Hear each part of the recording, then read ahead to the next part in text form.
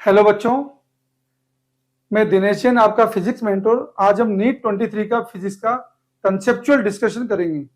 बच्चों, आज का लेक्चर बड़ा इंपॉर्टेंट है। इसमें मैं आपको क्या है कि डिटेल में सारे क्वेश्चंस के सॉल्यूशन बताऊंगा। डिटेल में बताने का रीजन ये, आप चाहें तो क्या ऐसे जल्दी भी सोल्व कर सकते हैं। उससे हर क्वेश्चन को चाहें तो आप क्या है कि बच्चों 1 मिनट से कम में सोल्व कर सकेंगे। लेकिन मैं आपको डिटेल में इसलिए समझा रहा हूं ताकि क्या है कि इस तरीके के क्वेश्चन जो आएंगे, कम से कम मान के चलो कि आपको 7 से 8 क्वेश्चन नीट 24 के पेपर में इस टाइप के मिलेंगे। इसीलिए मैं आपको क्या है कि डिटेल्ड कंसेप्चुअल डिस्कशन करा रहा हूं। इसलिए आपको क्या है कि वीडियो को लास्ट तक सुनना है और सारे क्या है कि क्वेश्चंस के कंसेप्चुअल सॉल्यूशन को अच्छी तरह समझना है। ये वीडियो आपके क्या है कि नीट 24 की जर्नी में एकदम क्या है कि इमेंस कंट्रीब्यूशन करेगा। तो लेट्स स्टार्ट बच्चों। The ratio of radius of gyration of a solid sphere of mass m and radius r about its own axis to the radius of gyration of the thin hollow sphere of same mass and radius about its axis is। चार option जो दे रखे हैं बच्चों। सबसे पहले radius of gyration जो है आप कैसे निकालते हैं। सेंटर मास के अबाउट क्या है कि किसी भी बॉडी का मोमेंट रेशियो लिखना होता है, हम एम के स्क्वायर लिखते हैं बच्चों। और सॉलिड स्फीयर की बात करेंगे जिसका मास एम रेडियस आर, तो बच्चों एम के स्क्वायर को हम लिखते हैं 2/5 एम आर स्क्वायर। बात करेंगे बच्चों होलोस्फीयर की, तो ये होता है बच्चों 2/3 एम आर स्क्वायर। अब हम क्या है कि इन कंसेप्ट को यूज करके हम रेडियस ऑफ गायरेशन का क्या है कि रेशियो आराम से निकाल सकते हैं। तो लेट्स अंडरस्टैंड द कंसेप्ट।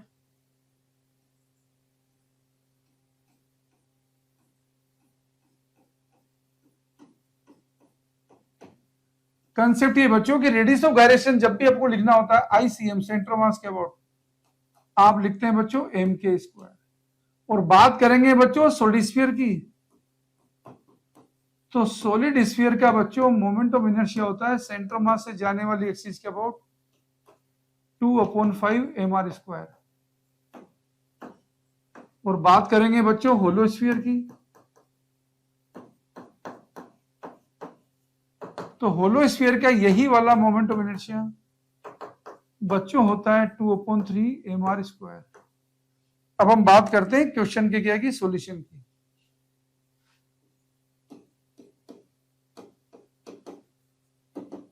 हमें पूछा रेडियस ऑफ गायरेशन का रेशियो, हमें दिया बच्चों एक तो दिया आपको थिन होलोस्फीयर, एक बच्चों आपको दे रखा है सॉलिड स्फीयर। तो बात कर रहे हैं 2/5 M R square equal to करा बच्चों एम के स्क्वायर। ये तो बात है किसकी, सॉलिड स्फीयर की, divide by 2/3 M R square equal to बच्चों एम के स्क्वायर। ये बात है बच्चों होलोस्फीयर की। अब हमें जो रेशियो पूछा है कि रेडियस ऑफ जायरेशन का, देखो के स्क्वायर का तो रेशियो कितना रहा बच्चों 2/5/2/3 मीन सारा 3/5। तो बच्चों के सॉलिड स्फीयर की और के बच्चों बात करेंगे होलोस्फीयर की, तो रेशियो आएगा हमारे पास 3/5 का अंडर रूट। लेकिन बच्चों यहाँ पे ऑप्शन में किसी में भी अंडर रूट नहीं लगा हुआ है, इसलिए कोई भी ऑप्शन नहीं है बच्चों। तो हमारा करेक्ट आंसर यहाँ पे एक भी नहीं है। करेक्ट आंसर बच्चों ये है। अगर यहाँ पे बच्चों ये होता √3/5, तो बच्चों हम इसको टिक कर देते ऑप्शन 4 को। अगर ये ऐसा होता तो, लेकिन ऐसा नहीं है तो नन ऑफ द अबव हो जाएगा बच्चों। ये हमारे क्वेश्चन का आंसर है बच्चों।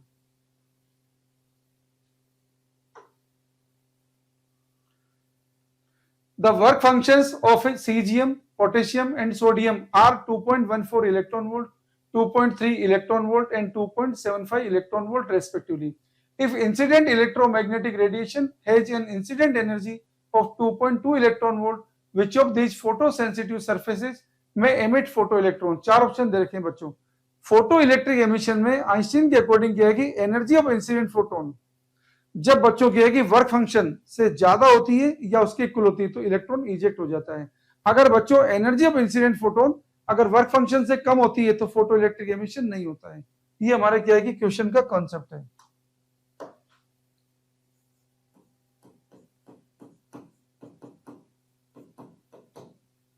For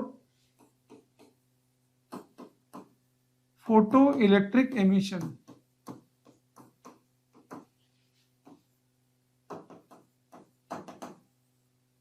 energy of incident photon ज्यादा होनी चाहिए या इक्वल होनी चाहिए वर्क फंक्शन के, या थ्रेशोल्ड फ्रीक्वेंसी, बच्चों इंसिडेंट फोटोन की फ्रीक्वेंसी थ्रेशोल्ड फ्रीक्वेंसी से ज्यादा होनी चाहिए या उसके इक्वल होनी चाहिए, या इंसिडेंट फोटोन की वेवलेंथ थ्रेशोल्ड वेवलेंथ से बच्चों कम होनी चाहिए या इक्वल होनी चाहिए। ये हमारे पास क्या है कि क्वेश्चन सोल्व करने के कॉन्सेप्ट होते हैं, लेकिन हमारे पास तो क्या है कि यही वाला कंसेप्ट काम में लेना है बच्चों। अब सॉल्यूशन देखिए बच्चों,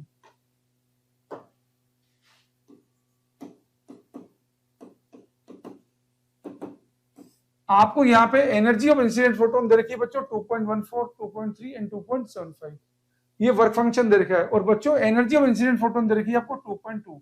तो एनर्जी ऑफ इंसिडेंट फोटोन केवल किससे ज्यादा है बच्चों, आप देख रहे हैं सीजियम से ज्यादा है। बाकी बात करेंगे पोटेशियम सोडियम की, उनसे वर्क फंक्शन से कम है। तो बच्चों केवल सीजियम से ही फोटो इलेक्ट्रिक एमिशन हो पाएगा। सीजियम के केस में देखिए 4 सीजियम, एनर्जी बच्चों इंसिडेंट फोटोन की आपको दे रखी है 2.2 इलेक्ट्रॉन वोल्ट, और इसका वर्क फंक्शन दे रखा है सीजियम का आपको 2.14 इलेक्ट्रॉन वोल्ट। तो बच्चों इस केस में फोटो इलेक्ट्रिक एमिशन हो जाएगा। इसलिए हमारा क्या है कि चार ऑप्शन जो दे रखे हैं, चार ऑप्शन में से एक ही ऑप्शन करेक्ट है हमारा, ऑप्शन 4, उसको हम टिक करेंगे बच्चों। हमारा करेक्ट आंसर है ऑप्शन 4।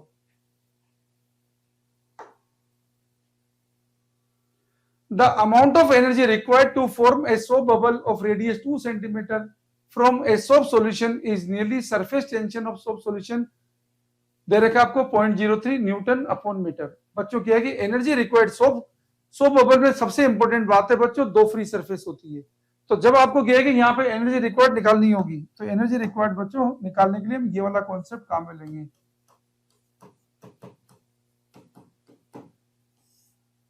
एनर्जी रिक्वायर्ड,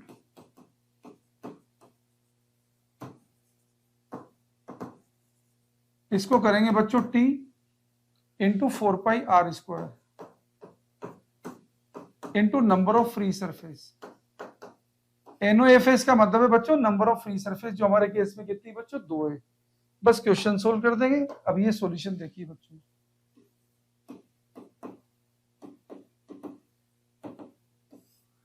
हमें यहाँ पे एनर्जी रिक्वायर्ड जो पूछी बच्चों ये आ जाएगी सरफेस टेंशन तो देखा है 0.03 इंटू 4π इंटू r² जो देखा 2 सेंटीमीटर को लिख देंगे बच्चों 2 इंटू 10⁻⁻² इंटू 2। पूरी इक्वेशन को हम सोल्व कर लेते हैं बच्चों। तो देखो हमको क्या मिलेगा, इसको लिख दिया हमने 3 into 10⁻⁻² into 4 into 3.14 into 4 into 10⁻⁻4 into 2। अब बच्चों पावर्स को, ये 10⁻⁻2 है, ये 10⁻⁻4 है, तो ये तो जाएगा 10⁻�6, और ये हो गया बच्चों 3 इंटू 4, ये हो जाएगा बच्चों 12, 12 इंटू 4 ये हो जाएगा बच्चों 48, 48 इंटू 2 ये हो जाएगा बच्चों 96। तो 96 इंटू 3.14 इंटू आ जाएगा बच्चों 10⁻⁻6। अब हम क्या है कि आराम से सिंप्लीफाई कर सकते हैं, देख सकते हैं ये 100 होता तो 300 के आसपास होता बच्चों, तो 300 होता तो क्या है कि 2 पावर आती बच्चों। तो यहाँ पे क्या है कि सोल्व करेंगे बच्चों, तो पावर में हमारे पास क्या है कि ये अप्रोक्सीमेटली एक ही आंसर बनेगा बच्चों 3.01 इंटू 10⁻⁻4 जूल। तो जो चार ऑप्शन जो दे रखे हैं बच्चों, चारों ऑप्शन में से क्या है कि हमें करेक्ट आंसर दिख रहा है ऑप्शन 2, यही हमारा करेक्ट आंसर है। इस तरीके की ट्रिक आपको देखनी पड़ेगी। फिर से आपको एक बार बताता हूँ, देखो 96 इसको 100 माना, 100 इंटू 3 करेंगे तो कितना आएगा बच्चों 300, 300 में 2 जीरो बच्चों, 2 जीरो हटेगी तो 10⁻⁻4 होगा। तो ये आपका आंसर है बच्चों। तो चार ऑप्शन में से हमारा करेक्ट आंसर है ऑप्शन 2। बच्चों आपको दे रखा है resistance of a carbon resistor determined from colour codes is 22,000 ± 5% ohm, the colour of third band must be. बच्चों यहाँ पे क्या है कि टेबल होती है जिसमें क्या है कि थर्ड बैंड की बात होती है बच्चों। रेजिस्टेंस में क्या है कि शुरू के जो 2 बैंड होते हैं, ये तो आपको क्या है कि फर्स्ट 2 सिग्निफिकेंट फिगर बताते हैं बच्चों। जो थर्ड बैंड होता है बच्चों वो आपको बताता है डेसिमल मल्टीप्लायर। उसके लिए क्या है कि शॉर्ट ट्रिक बनी हुई है।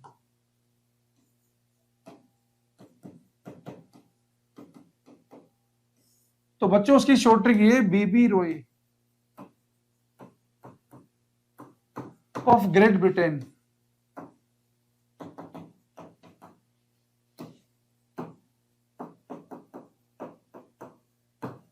had a very good wife,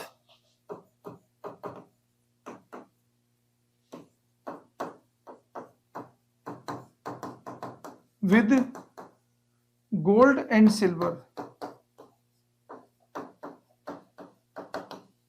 यहां से बच्चों क्या है कि फर्स्ट लेटर हमारा ब्लैक है, ब्राउन है, रेड है, ऑरेंज है। तो बच्चों यहाँ पे क्या है कि ये थर्ड वाला जो बताता है डेसिमल मल्टीप्लाई बताता है बच्चों, तो डेसिमल मल्टीप्लाई में आएगा यहाँ पे ऑरेंज में आएगा बच्चों 3। तो यहाँ पे कितना हो गया बच्चों, इससे हम सॉल्यूशन देखते हैं। ये बच्चों क्वेश्चन का सॉल्यूशन है। इसे लिख सकते हैं बच्चों 22 into 10⁻³ plus minus 5% of tolerance. तो बच्चों यहाँ पे क्या है कि जो 10⁻³ आ रहा है बच्चों ये 0 है, ये बच्चों 1 है, ये 2 है बच्चों, ये 3 है। तो नाम आएगा बच्चों ऑरेंज का। तो यहाँ पे हम टिक कर देंगे बच्चों ऑरेंज। तो हमारा आंसर बन जाएगा चारों ऑप्शन में से ऑप्शन 2। चारों ऑप्शन में से बच्चों हमारा करेक्ट आंसर है आंसर 2, जिसे हम टिक कर देंगे बच्चों। येलो होता तो ये फोर्थ होता बच्चों। ओके, तो ये हमारे क्वेश्चन का इस तरीके से हम सॉल्यूशन कर देंगे। In a series LCR circuit, the inductance L is 10 millihenry, capacitance C is 1 microfarad, and resistance R is 100 ohm. The frequency at which resonance occurs. बच्चों जब भी बात होगी सीरीज एलसीआर सर्किट की, रेजोनेंस कब होता है बच्चों? रेजोनेंस होता है जब एक्सएल इक्वल टू बच्चों एक्ससी होता है। एक्सएल का मीनिंग है इंडक्टिव रिएक्टेंस, एक्ससी का मीनिंग है बच्चों कैपेसिटिव रिएक्टेंस। तो ये क्वेश्चन के सोल्व करने का कॉन्सेप्ट है।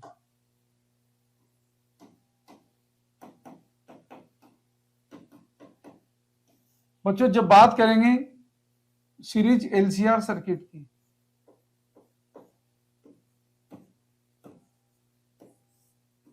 जब कंडीशन होगी बच्चों रेजोनेंस की, उस कंडीशन में होता है बच्चों XL equal to XC, means L omega equal to होता है बच्चों 1/ओमेगा-c। तो यहां से बच्चों ओमेगा आता है 1/√LC और ओमेगा होता है बच्चों 2πf। तो बच्चों f हमारे पास आता है 1/2π√LC। ये हमारे पास सॉल्यूशन बनता है बच्चों। अब क्वेश्चन सोल्व करने का सॉल्यूशन देखिए बच्चों। आपको पूछी बच्चों फ्रीक्वेंसी, आपको क्या दे रखा है बच्चों? एल दे रखा है, सी दे रखा है, रेजिस्टेंस की तो जरूरत नहीं बच्चों। फ्रीक्वेंसी आएगी बच्चों 1/2π, पाई की वैल्यू डाल दी बच्चों 3.14 इंटू √LC। एल दे रखा है बच्चों कितना आपको 10 मिली हेनरी, तो 10 इंटू 10⁻³ और सी दे रखा है आपको 1 माइक्रोफेरेड, जो हो जाएगा बच्चों 1 इंटू 10⁻⁻6, क्योंकि माइक्रो प्रीफिक्स होता है बच्चों जिसकी वैल्यू होती है 10⁻⁻6। तो देखो 10⁻³ इंटू 10⁻�6 ये हो जाएगा बच्चों 10⁻⁹। 10⁻⁹ इंटू 10 ये हो जाएगा बच्चों 10⁻8। 10⁻8 से अंडर रूट बाहर निकलेगा बच्चों 10⁻4। तो बच्चों 10⁻4 को ऊपर लेके 10⁻4/2 इंटू 3.14। अब बच्चों 10⁻4 को हम लिख देंगे 10 इंटू 10⁻3 डिवाइड बाई 2 इंटू 3.14। अब इसे क्या है कि हम सिंप्लीफाई करेंगे बच्चों, जो कट रहा है उसे काट दीजिए। तो 2 से बच्चों ये 5 बार कट गया। अब 3.14 है बच्चों, ऊपर क्या है कि 5 है बच्चों। तो आप देख सकते हैं ऊपर 10⁻3 आना चाहिए, मतलब किलो आना चाहिए।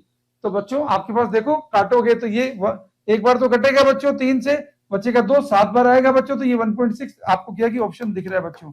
ये आपको क्या कि एडजस्टमेंट करना है 1.59 इंटू 10⁻3 जो आएगा बच्चों हर्ट्ज, जिसको हम क्या लिख देंगे 1.59 किलो हर्ट्ज। समझिए बच्चों, ये नीचे कितना था 3, ऊपर कितना बच्चों 5। तो देखो कितनी बार कटेगा, एक बार तो पूरा कट रहा है, 2 बचेगा, 7 आता नहीं बच्चों, तो 6 के आसपास आ रहा है। तो ये चारों ऑप्शन में से बच्चों हमारा करेक्ट आंसर है ऑप्शन 3। तो हम ऑप्शन 3 को ही आंसर टिक करेंगे बच्चों। चारों ऑप्शन में से करेक्ट आंसर है बच्चों option 3। In a plane electromagnetic wave traveling in free space, the electric field component oscillates sinusoidally at a frequency of 2 into 10⁻10 Hz and amplitude 48 volt upon meter. Then the amplitude of oscillating magnetic field is speed of light in free space 3 into 10⁻8 meter per second. बच्चों जब amplitude magnetic field की बात करेंगे, amplitude electric field का दे रखा है, तो हमें मालूम है जब भी इलेक्ट्रोमैग्नेटिक वेव का प्रोपेगेशन होता है बच्चों, ये इसका कांसेप्ट है।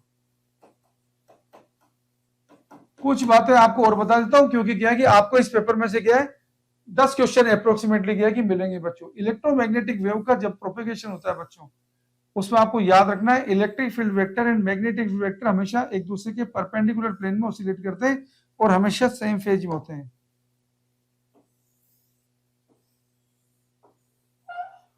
तो बच्चों अगर ये हमारा इलेक्ट्रिक फील्ड है तो ये बच्चों ये सेम फेज का मतलब जब ये मैक्सिमम होगा बच्चों तो ये भी मैक्सिमम होगा। और इलेक्ट्रोमैग्नेटिक वेव का प्रोपेगेशन होता है बच्चों हमेशा ई क्रॉस बी की डायरेक्शन में।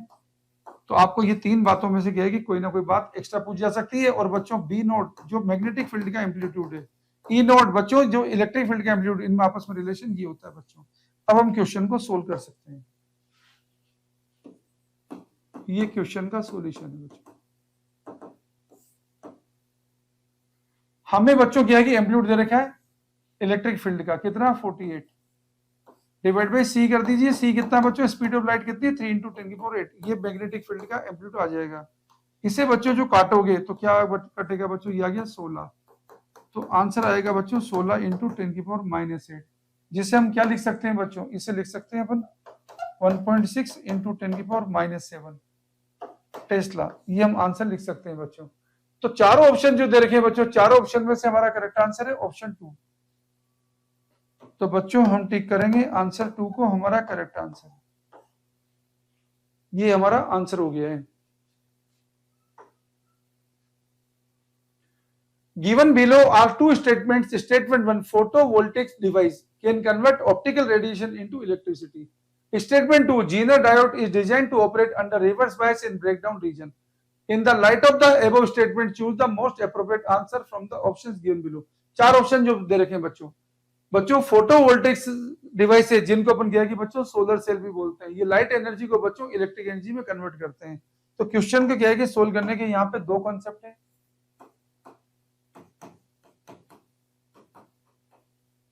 पहली बात तो बच्चों फोटोवोल्टिक डिवाइस,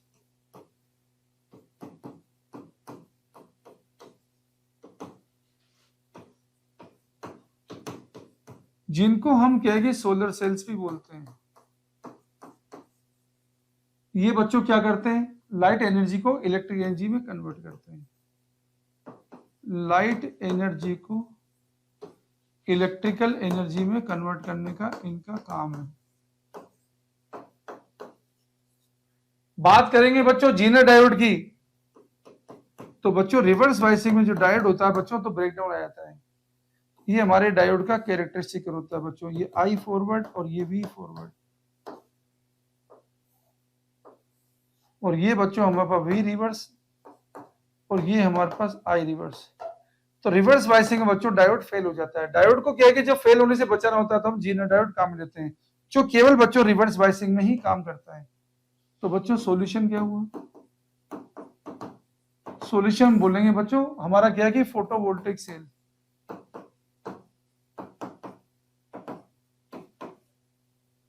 ये तो बच्चों क्या है कि लाइट एनर्जी को इलेक्ट्रिक एनर्जी में चेंज कर रहा है, लाइट एनर्जी को इलेक्ट्रिकल एनर्जी में ये चेंज कर रहा है। तो ये तो सही है बच्चों। दूसरी बात बोल रहे बच्चों zener diode design to operate under reverse bias in breakdown region. बच्चों ये भी सही है, जीनर डायोड का काम है बच्चों केवल रिवर्स बायस में ही काम करता है बच्चों। ये ऐसा इसका सिंबल होता है बच्चों, केवल रिवर्स बायस में ही काम करता है, वर्क इन रिवर्स बायस। तो यहाँ पे बच्चों दोनों स्टेटमेंट हमारे सही है। स्टेटमेंट 1 भी करेक्ट है बच्चों, स्टेटमेंट 2 भी करेक्ट है। Statement 1 statement 2 are incorrect, statement 1 incorrect, statement 2 is incorrect, statement 1 is incorrect, statement 2 is correct, both statement 1 and 2 are correct. तो बच्चों चार ऑप्शन में से हमारा करेक्ट आंसर है बच्चों ऑप्शन 4। चारों आंसर बच्चों यहाँ पे हमारे सही है, दोनों आंसर हमारे सही है बच्चों। तो ऑप्शन स्टेटमेंट 1 भी करेक्ट है, फोटोवोल्टिक सेल बच्चों कन्वर्ट करेगा ऑप्टिकल को इलेक्ट्रिकल में, और जीनर डायोड बच्चों रिवर्स बायस में काम करेगा। The errors in the measurement which arise due to unpredictable fluctuations in temperature and voltage supply are। बच्चों यहाँ पे चार टाइप की एरर दे रखी है, तो कॉन्सेप्ट देखिए बच्चों।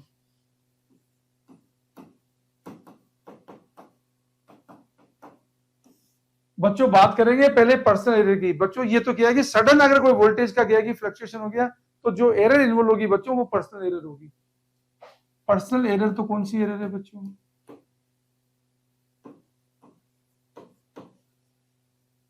जो सडन फ्लक्चुएशन हो जाएगी।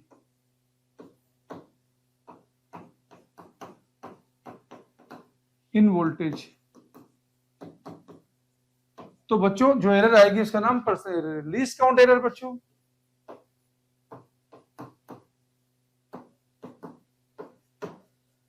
बच्चों इंस्ट्रूमेंट का क्या है कि जब वर्नियर कैलिपर का जीरो, जैसे फॉर एग्जांपल वर्नियर की बात करते हैं बच्चों, जब क्या है कि इंस्ट्रूमेंट डिजाइन होता है बच्चों तो क्या है कि उसमें वियर एंड टियर हो जाती है बच्चों।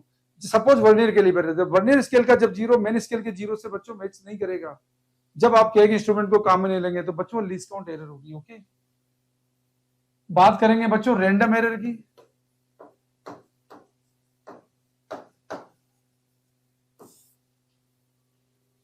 बच्चों क्या है कि जब आप बात कर रहे हो रैंडम एरर की, ये आएगा बच्चों सडनली वोल्टेज, उल्टा लिख दिया बच्चों अपन ने। जब बात करेंगे बच्चों रैंडम एरर की, अचानक कोई वोल्टेज की फ्लक्चुएशन हो जाएगी बच्चों, सडन वोल्टेज फ्लक्चुएशन हो जाएगी बच्चों,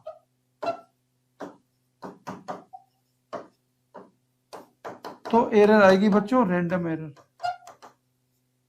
और बच्चों क्या है कि जो पर्सनल एरर थी बच्चों, ये तो क्या है किसकी वजह से आएगी, ये पर्सनल एरर आएगी बच्चों, आप क्या है कि इम्परफेक्ट टेक्निक ऑफ मेजरमेंट से आएगी बच्चों, इम्परफेक्ट टेक्निक ऑफ मेजरमेंट से, इम्परफेक्ट टेक्निक ऑफ मेजरमेंट।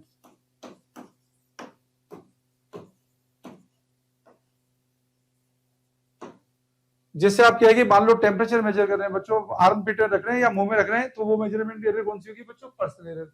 बात आ रही है बच्चों इंस्ट्रूमेंटल एरर। इंस्ट्रूमेंटल एरर कौन सी होती है बच्चों, कई बार क्या है कि इंस्ट्रूमेंट के अंदर ही क्या है कि बच्चों कुछ डिफेक्ट होती है, अगर इंस्ट्रूमेंट में ही कोई डिफेक्ट है बच्चों, मैन्युफैक्चरिंग डिफेक्ट, तो वो एरर कौन सी होती है बच्चों, वो एरर होती है इंस्ट्रूमेंटल एरर। तो यहां पे बच्चों आपको पूरा था error in the measurement which arise due to unpredictable fluctuation. बच्चों अनप्रेडिक्टेबल फ्लक्चुएशन साफ पता चल रहा है, ये रैंडम एरर होगी बच्चों। तो सॉल्यूशन करेंगे, तो अनप्रेडिक्टेबल का मतलब है बच्चों रैंडम एरर। तो चारों ऑप्शन में से बच्चों हमारा करेक्ट आंसर हो जाएगा ऑप्शन 3।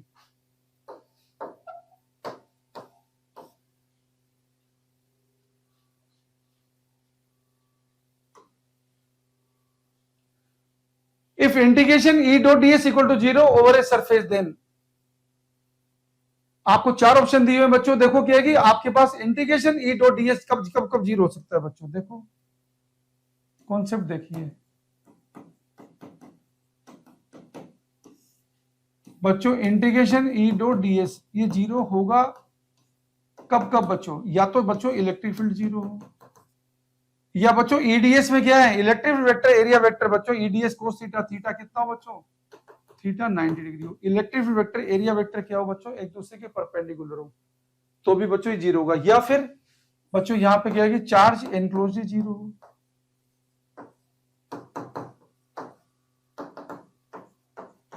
तो भी 0 होगा। या बच्चों क्या होगा, चार्ज क्या है बच्चों आउटसाइड होगा, तो क्या होगा, जैसे इमेजिनरी गॉसियन सरफेस बना रहे हैं बच्चों, अगर चार्ज कोई आउटसाइड होगा तो number of electric field and entering and leaving the Gaussian surface same होगी बच्चों, तो भी वो ईडीएस 0 होगा बच्चों। तो यहाँ पे क्या है कि हम जो ऑप्शन जो दे रखे हैं बच्चों, ऑप्शन देखिए the magnitude of electric field on the surface constant, कोई मतलब का काम नहीं है। All the charges must necessary be inside the surface, बच्चों ऐसा भी कोई जरूरी नहीं है। All the charges must necessary be inside the surface, तो ईडीएस 0 होगा बच्चों। हो सकता है चार्ज की वैल्यू कुछ होगी तो ईडीएस 0 नहीं होगा। The electric field inside the surface is necessary uniform, ऐसा भी कोई जरूरी नहीं बच्चों, यूनिफॉर्म होगा तो बच्चों अगर इलेक्ट्रिक फील्ड 0 होगा तब भी ईडीएस 0 हो जाएगा। The number of flux line entering the surface must be equal to the number of flux line leaving it, बच्चों यही वाला केस इसमें बनेगा, क्योंकि यही हमारी गॉसियन थ्योरम का स्टेटमेंट भी होता है बच्चों। सॉल्यूशन देखिए, गॉसियन थ्योरम में बच्चों जब भी हम फ्लक्स निकालते हैं, ये इंटीग्रेशन ई डॉट डीएस क्या बच्चों, किसको रिप्रेजेंट करता है, फ्लक्स को रिप्रेजेंट करता है बच्चों।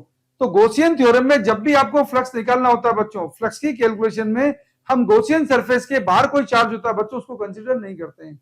लेकिन जो थ्योरम बनी बच्चों, थ्योरम के क्या है कि कंस्ट्रक्शन में इलेक्ट्रिक फील्ड की कैलकुलेशन में ये बड़ी इंपॉर्टेंट चीज है बच्चों। ये क्या है कि इस साल नहीं आई तो अगले साल आ सकती है, ध्यान रखना है। गॉसियन थ्योरम के क्या है कि कंस्ट्रक्शन बच्चों इलेक्ट्रिक फील्ड की कैलकुलेशन में गॉसियन इमेजिनरी सरफेस के अंदर, गॉसियन सरफेस के अंदर और बाहर दोनों चार्ज को कंसीडर किया जाता है। लेकिन बच्चों फ्लक्स की कैलकुलेशन करने में केवल गॉसियन सरफेस के अंदर के चार्ज को ही कंसीडर करते हैं, गॉसियन सरफेस के बाहर के चार्ज को कंसीडर नहीं करते हैं। क्यों बच्चों?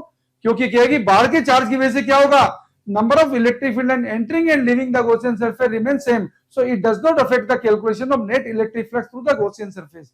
तो बच्चों यहाँ पे क्या है कि हम ये बोलेंगे, ये अगर हमारी गॉसियन सरफेस है बच्चों, imaginary Gaussian surface,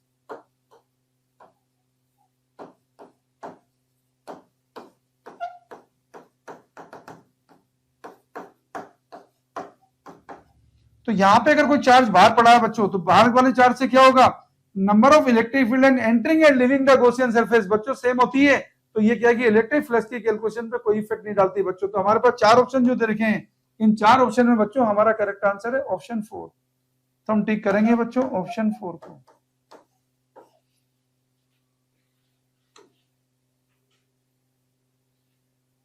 If the galvanometer G does not show any deflection in the circuit shown, the value of R is given by।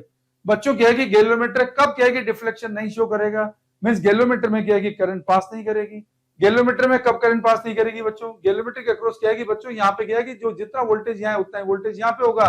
तो बच्चों यहाँ पे क्या है कि कभी भी दो पॉइंट के बीच में पोटेंशियल सेम होता है बच्चों, पोटेंशियल डिफरेंस जीरो होगा तो करंट का फ्लो नहीं होगा। ये क्वेश्चन का कॉन्सेप्ट है बच्चों। तो देखिए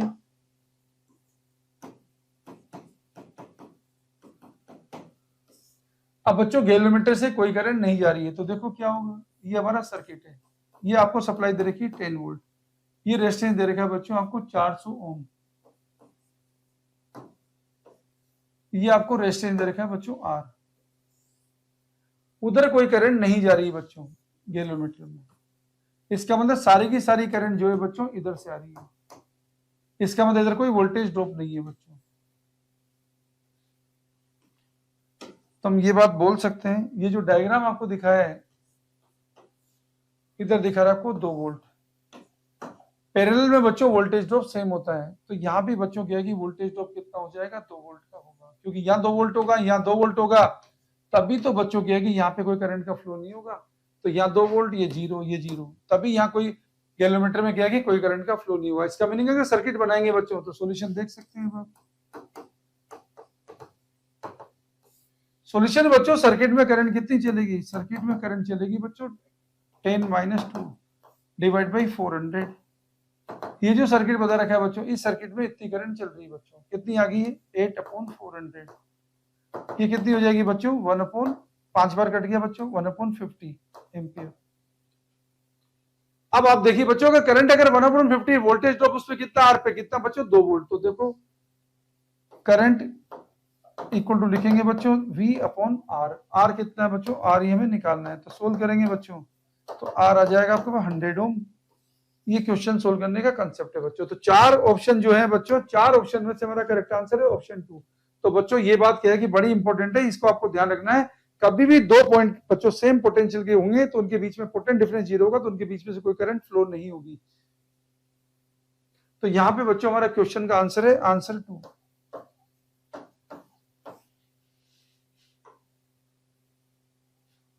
An AC source is connected to a capacitor C due to decrease in its operating frequency। बच्चों चार ऑप्शन जो दे रखा है, सबसे बात करेंगे बच्चों एसी सर्किट की।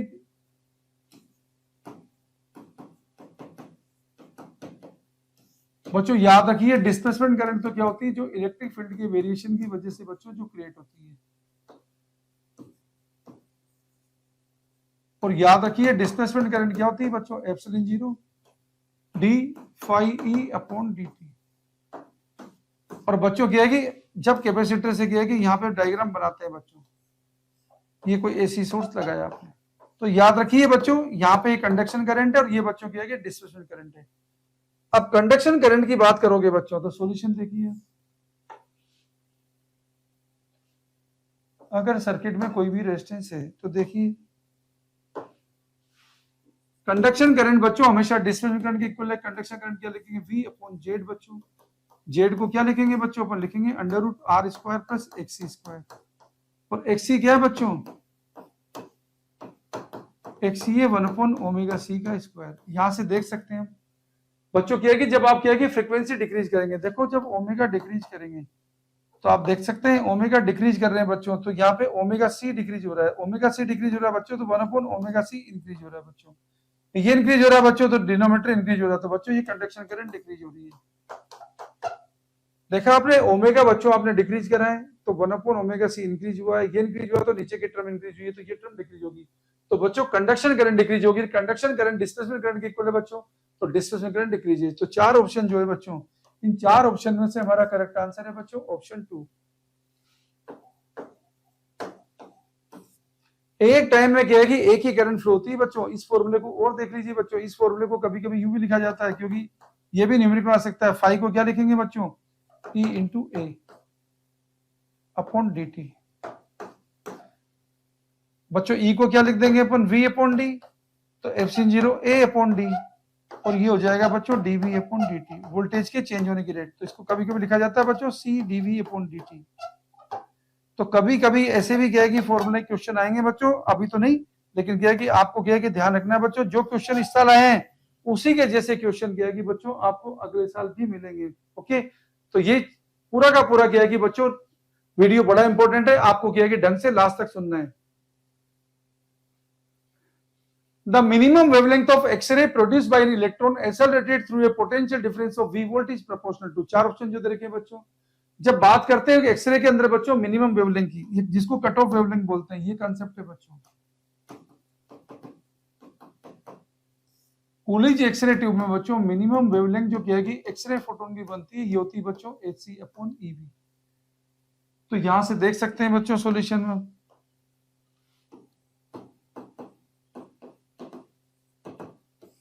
लेमडा मिनिमम प्रोपोर्शनल है बच्चों 1/v।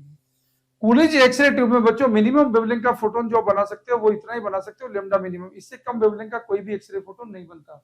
तो बच्चों यहाँ पे पोटेंशियल डिफरेंस आपको पूछा मिनिमम वेवलेंथ बच्चों किसके प्रोपोर्शनल है, ये प्रोपोर्शनल है बच्चों 1/v के। तो चार ऑप्शन जो है बच्चों उनमें से हमारा करेक्ट आंसर है option 1।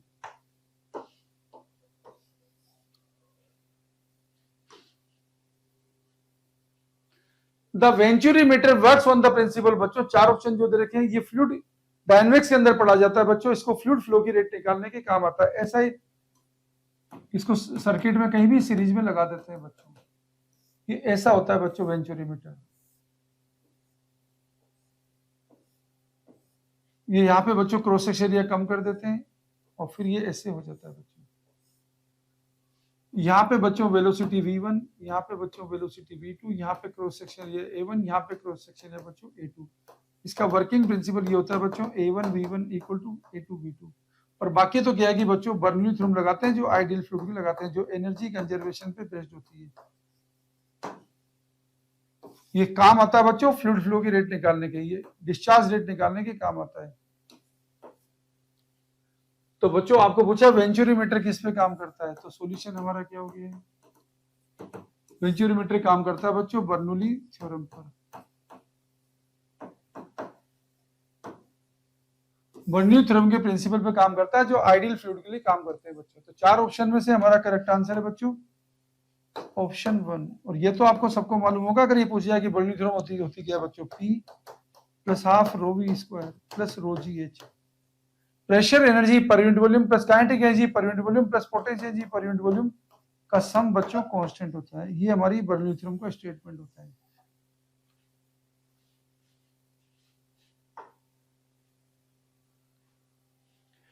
A full wave rectified circuit consists of two PN junction diode, a center tap transformer, capacitor, and a load resistance. Which of these components remove the AC ripple from the rectified output? बच्चों पहली बात तो क्या है कि ripples क्या होती है, कोई भी रेक्टिफायर, चाहे हाफ वेव रेक्टिफायर हो बच्चों, चाहे फुल वेव रेक्टिफायर हो, कोई भी रेक्टिफायर में जो आउटपुट आता है, आउटपुट में क्या है कि बच्चों हमें क्या है कि प्योर डीसी नहीं मिलती, और डीसी के अंदर क्या है कि एसी इंप्योरिटी की फॉर्म में आती है। The presence of AC component in the output of rectifier उसको बोलते हैं बच्चों रिपल। इस रिपल का मेजरमेंट एक टर्म से करते हैं बच्चों। अब आपको क्या है कि कॉन्सेप्ट बता रहे हैं बच्चों, आपका जो कॉन्सेप्ट है क्वेश्चन सोल्व करने का वो ये बच्चों, रिपल फैक्टर जो होता है उसको लिखा जाता है बच्चों IAC डिवाइड बाई IDC। ठीक है, अब इसको क्या है कि कैसे दूर करते हैं बच्चों, देखो कैपेसिटर, बात करेंगे प्योर डीसी की, प्योर डीसी के लिए बच्चों फ्रीक्वेंसी होती है 0। तो प्योर डीसी के लिए बच्चों बात करेंगे एक्सी, एक्सी कितना होता है बच्चों 1 ओमेगा सी, ओमेगा 0 है बच्चों, तो एक्सी इन्फिनिटी हो गया। तो बच्चों सॉल्यूशन देखिए बात, जब एसी और डीसी का मिक्सचर क्या है कि कैपेसिटर से गुजरेगा, तो बच्चों इसके लिए तो क्या हो जाएगा एक्सी, इसके लिए इन्फिनिटी है, तो ये क्या करेगा डीसी को रोक देगा बच्चों, एसी को पास कर देगा। तो फिल्टर सर्किट में जो काम में लिया जाता है बच्चों वो है कैपेसिटर। तो 4 ऑप्शन में से हमारा करेक्ट आंसर है ऑप्शन 2।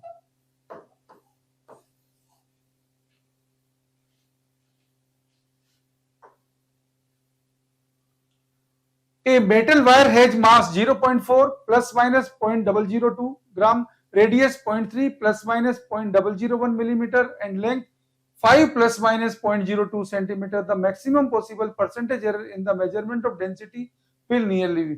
बच्चों डेंसिटी को लिखा जाता है मास अपॉन वॉल्यूम से, और वायर है बच्चों, वायर का क्या है कि वॉल्यूम क्या लिखेंगे बच्चों पाई आर स्क्वायर एल। तो देखिए बच्चों कॉन्सेप्ट,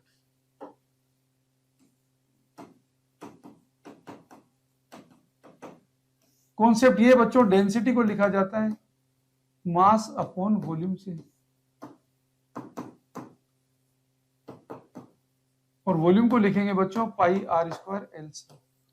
तो बच्चों डेंसिटी के अंदर जो फॉर्मूला लिखेंगे एरर निकालने का, परसेंटेज एरर निकालने का, तो बच्चों delta rho upon rho into 100 equal लिखेंगे बच्चों delta M upon L plus 2 delta R upon R plus delta L upon L into 100। बच्चों ये हमारा क्या है कि फॉर्मूला होगा जो हम यूज करेंगे। अब सॉल्यूशन देखते हैं बच्चों।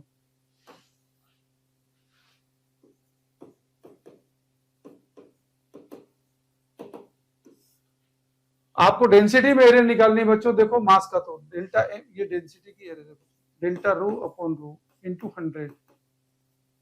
ये आएगा बच्चों डेल्टा एम जो कितना दे रखा है 0.002 upon 0.4 plus 2 delta R upon R, delta R कितना दे रखा है बच्चों 0.001 अपॉन 0.3 प्लस 0.02 डिवाइड बाई 5, इसको मल्टीप्लाई कर देंगे 100 से। अब बच्चों 100 से मल्टीप्लाई करोगे तो देखो ऊपर तो कितना हो गया 0.2 अपॉन 0.4, 100 से मल्टीप्लाई कर देंगे बच्चों ऊपर हो गया 0.1 अपॉन 0.3 इंटू 2, इधर 100 से मल्टीप्लाई कर देंगे ये हो जाएगा बच्चों 2 अपॉन 5। तो ये हमारे पास हो गया बच्चों 1 अपॉन 2 का मीनिंग 0.5, ये हो गया बच्चों 2 अपॉन 3, ये हो गया बच्चों 0.4। अब हम देख सकते हैं बच्चों 0.5 प्लस 0.9, 0.4 कितना हो गया बच्चों 0.9, और 2 अपॉन 3 करेंगे तो अप्रोक्सीमेटली कितना आएगा 0.7। तो 0.9 प्लस 0.7 करेंगे बच्चों तो अप्रोक्सीमेटली बनेगा बच्चों 1 पॉइंट, देखो ये 0.9 प्लस 0.7 से थोड़ा कम है तो ये 1.6 बना बच्चों, 9 7 16, ठीक है। तो अप्रोक्सीमेटली हमारा आंसर आएगा बच्चों 1.6%। तो 4 आंसर जो है, चारों आंसर में बच्चों हमारा करेक्ट आंसर है ऑप्शन 2। तो हम आंसर टिक करेंगे बच्चों ऑप्शन 2 को। ये हमारे मेजरमेंट डेंसिटी के मेजरमेंट में परसेंटेज एरर है। For young double slit experiment, 2 statements are given below. Statement 1, if screen is moved away from the plane of slits, angular separation of the fringes remains constant. Statement 2, if the monochromatic source is replaced by another monochromatic source of larger wavelength, the angular separation of fringes decreases. In the light of the above statement, choose the correct answer from the options given below. बच्चों जब YDAC experiment की बात करेंगे तो इसका concept देखिए बच्चों। पहले तो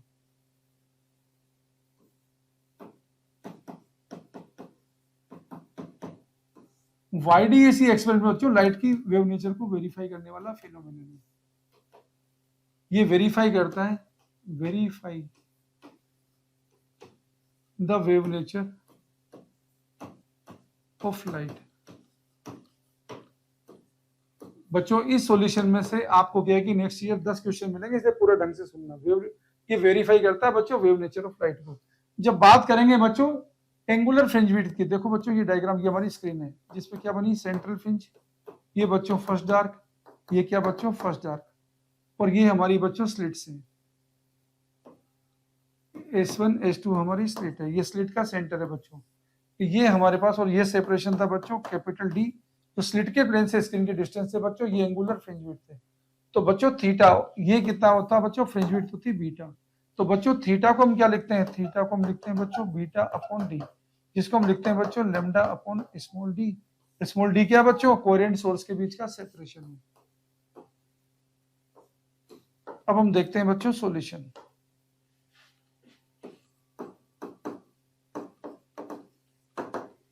अब यहाँ पे आपको क्या है कि स्टेटमेंट 1 ने दिया हुआ है if screen is moved away, मतलब कैपिटल डी को चेंज कर रहे हैं, angular separation of the fringes remains constant. तो बच्चों देखो थीटा तो क्या है, थीटा डिपेंड करता है बच्चों लेमडा और डी पर, कैपिटल डी का इसमें कोई रोल ही नहीं है बच्चों। तो क्या है कि स्क्रीन के मूव करने से ना लेमडा चेंज होगा ना डी चेंज होगा। तो बच्चों एंगुलर सेपरेशन जो है वो तो कांस्टेंट रहेगा, स्टेटमेंट 1 सही है बच्चों। तो स्टेटमेंट 1 तो करेक्ट है बच्चों। बात करेंगे स्टेटमेंट 2 की, इफ द मोनोक्रोमेटिक सोर्स को रिप्लेस करा बच्चों दूसरे मोनोक्रोमेटिक सोर्स से जिसकी वेवलेंथ ज्यादा है, अगर वेवलेंथ बढ़ाओगे बच्चों तो एंगुलर सेपरेशन बढ़ेगा, लेकिन यहाँ पे क्या दे रखा है एंगुलर सेपरेशन घटेगा। तो बच्चों स्टेटमेंट 2 हमारा गलत हो गया है। तो 4 ऑप्शन जो दे रखे हैं बच्चों उसमें से हमें करेक्ट आंसर ढूंढना है। तो करेक्ट आंसर हम देख रहे हैं स्टेटमेंट 1 हमारा करेक्ट है, स्टेटमेंट 2 फॉल्स है। तो 4 ऑप्शन में से हमारा करेक्ट आंसर है बच्चों, चारों ऑप्शन में से हमारा स्टेटमेंट 1 2 स्टेटमेंट 2 फॉल्स है बच्चों। तो चारों ऑप्शन में से हमारा करेक्ट आंसर है बच्चों ऑप्शन 2। तो हम टिक करेंगे बच्चों ऑप्शन 2 को, स्टेटमेंट 1 ट्रू है बच्चों, स्टेटमेंट 2 फॉल्स है। The potential energy of a long spring when stretched by 2 centimetre is U, if the spring is stretched by 8 centimetre potential energy stored in it will be. बच्चों क्या है कि जब भी spring के अंदर बात करते हैं एनर्जी स्टोर्ड की लिखते हैं बच्चों हाफ के एक्स स्क्वायर से। ये क्वेश्चन सोल्व करने का बच्चों आपका कॉन्सेप्ट है। बच्चों स्प्रिंग अगर नेचुरल लेंथ में हो, नेचुरल लेंथ से बच्चों अगर स्प्रिंग को अपन क्या इलोंगेट करते हैं बच्चों, तो एनर्जी स्टोर्ड होती है बच्चों उसमें हाफ के एक्स स्क्वायर। अब आप क्वेश्चन का सॉल्यूशन देख सकते हैं बच्चों।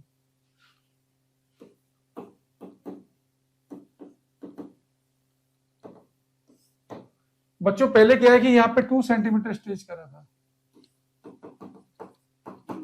सेंटीमीटर को चेंज करने की जरूरत नहीं है। अब जो बच्चों क्या है कि 8 सेंटीमीटर अपने स्ट्रेच कर दिया, तो आप देख सकते हैं बच्चों यू डैश अपॉन यू कितना हो गया बच्चों, ये हो गया 64, ये कितना 4 बच्चों 16 गुना हो गया है।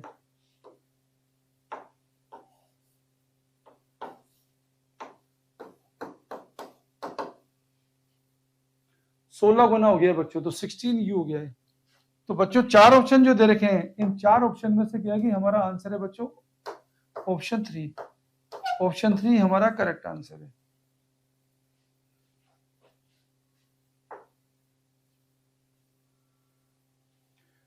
Light travels A distance x in time t1 in air and 10x in time t2 in another denser medium. What is the critical angle for this medium? बच्चों जब भी क्रिटिकल एंगल निकालना होता है तो क्रिटिकल एंगल निकालने का क्या है कि बच्चों कॉन्सेप्ट होता है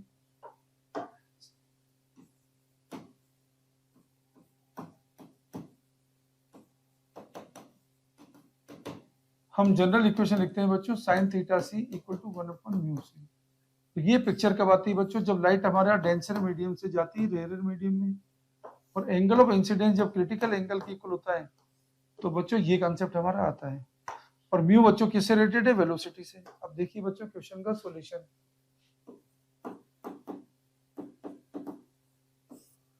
बच्चों क्या है कि एयर में कितना चल रही है, टाइम t1 ले रही है, चल रही कितनी रही है। तो बच्चों यहां पर हम एयर में वेलोसिटी लिखेंगे बच्चों v1। एयर में वेलोसिटी क्या होती है बच्चों c, डिस्टेंस कितना चली x, टाइम कितना लिया बच्चों t1। मीडियम में कितना चल रही है बच्चों 10x चल रही है, कितने टाइम में बच्चों t2 टाइम में। ये मीडियम में चली, मीडियम में वेलोसिटी बच्चों, मीडियम में कितना चली बच्चों 10x, कितना टाइम लिया बच्चों t2। और मीडियम में वेलोसिटी को क्या लिखते हैं बच्चों, मीडियम वेलोसिटी लिखते हैं c/μ। अब बच्चों हमें 1/μ निकालना है बच्चों, तो c की वैल्यू रख दो। अगर c की वैल्यू रखोगे बच्चों c कितना है, या x की वैल्यू रख दो। x कितना है बच्चों, x है आपके पास क्या है कि ct1 10/t2। x की वैल्यू कितनी बच्चों c, x की वैल्यू रख दीजिए ct1।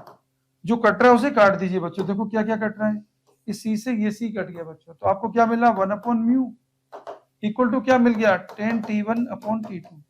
अब बच्चों आप देख सकते हो 1/μ हमारा sin थीटा c है, ओके। तो थीटा c कितना हो जाएगा sin इनवर्स 1/μ।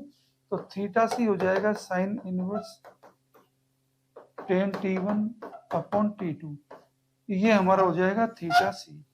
तो जो चार ऑप्शन है बच्चों, इन चार ऑप्शन में से हमारा करेक्ट आंसर है ऑप्शन 3।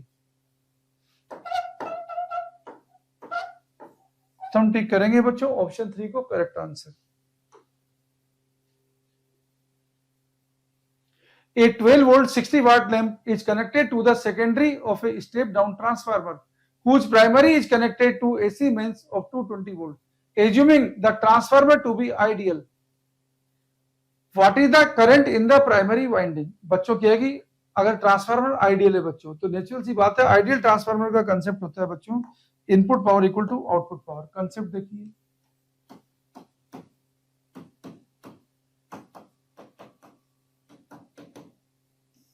बच्चों आइडियल ट्रांसफार्मर की बात करेंगे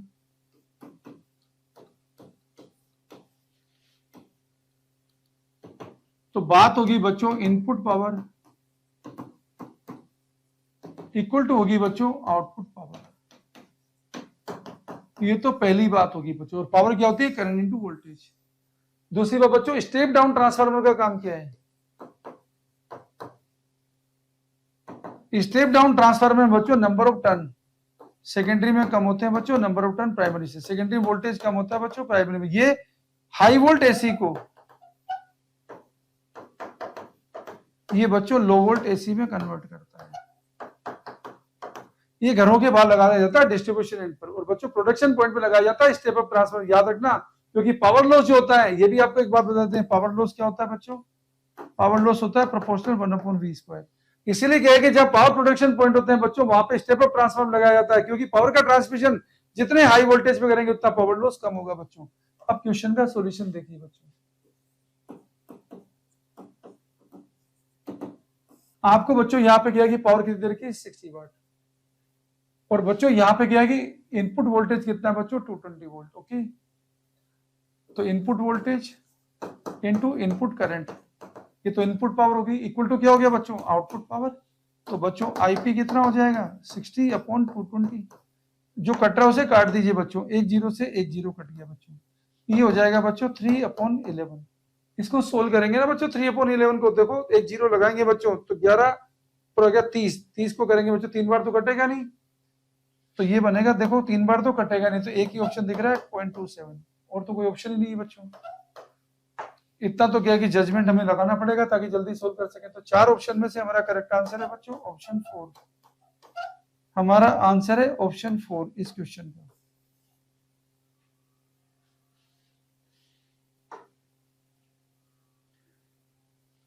A football player is moving southward and suddenly turns eastward with the same speed to avoid an opponent.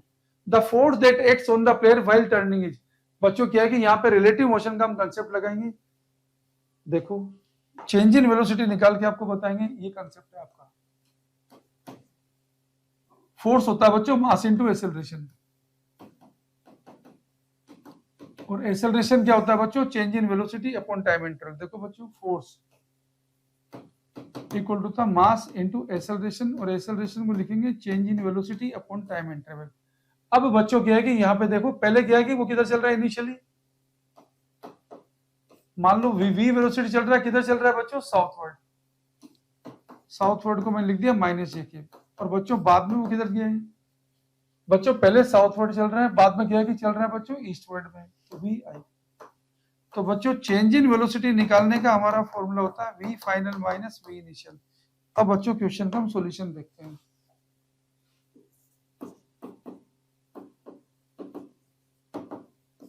बच्चों चेंज इन वेलोसिटी हमारे पास आएगा वी फाइनल जो दे रखा है वी आई के, माइनस वी इनिशियल जो दे रखा है बच्चों वी माइनस जे के। ये हो जाएगा बच्चों वी इनिशियल प्लस वी जे के। बच्चों आई के प्लस जे के आप देख सकते हैं बच्चों, ये आई के पे बच्चों, इधर आई के पे, इधर जे के पे बच्चों, और ये बाइसेक्टर लाइन पर आएगा बच्चों 45 डिग्री के एंगल पे। इसका मतलब डेल्टा वी किधर आ रहा है बच्चों? नॉर्थ ईस्ट डायरेक्शन में आ रहा है। तो फोर्स किधर लगेगा बच्चों? डेल्टा वी की डायरेक्शन में लगेगा। चाहो तो वेक्टर भी लगा सकते हो आप इसमें, क्योंकि फोर्स भी वेक्टर क्वांटिटी है। तो हमारे पास आंसर बनेगा बच्चों अलोंग नॉर्थ ईस्ट। तो चार ऑप्शन जो है बच्चों, चार ऑप्शन में से हमारा करेक्ट आंसर है ऑप्शन 2। चार ऑप्शन में से हमारा करेक्ट आंसर है option 2। The magnitude and direction of the current in the following circuit is. बच्चों सर्किट आपको दिखा रखा है, इसमें किसी भी सर्किट में बच्चों करंट निकालनी होती है। करंट हमेशा होता है net EMF divided total resistance. ये देखिए बच्चों कॉन्सेप्ट।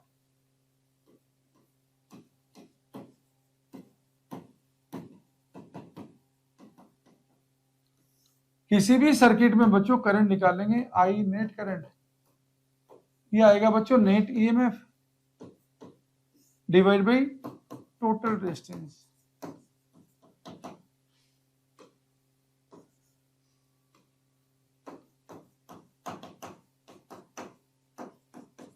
करंट को तो नेट लिखने की कोई जरूरत नहीं, करंट ही लिख दो बस। ये हमारे क्वेश्चन का सॉल्यूशन है बच्चों।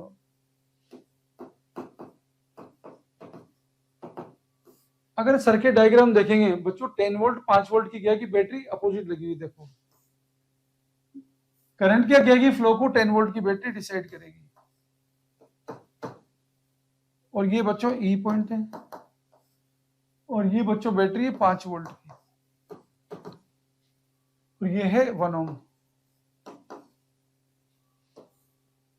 ये बच्चों नीचे है 7 ओम।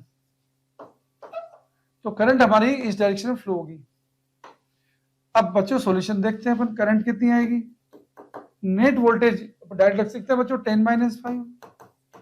टोटल सर्किट में रेजिस्टेंस कितना हो गया बच्चों, ये देखा है 2 ओम, तो 2 + 1 3, 3 + 7 10 हो गया बच्चों। सोल्व करेंगे बच्चों तो 5/10, ये आ गया बच्चों 0.5 एम्पियर, जिसकी डायरेक्शन किधर से किधर है बच्चों, ई की तरफ फ्लो होगी, ए से बी थ्रू ई फ्लो होगी बच्चों।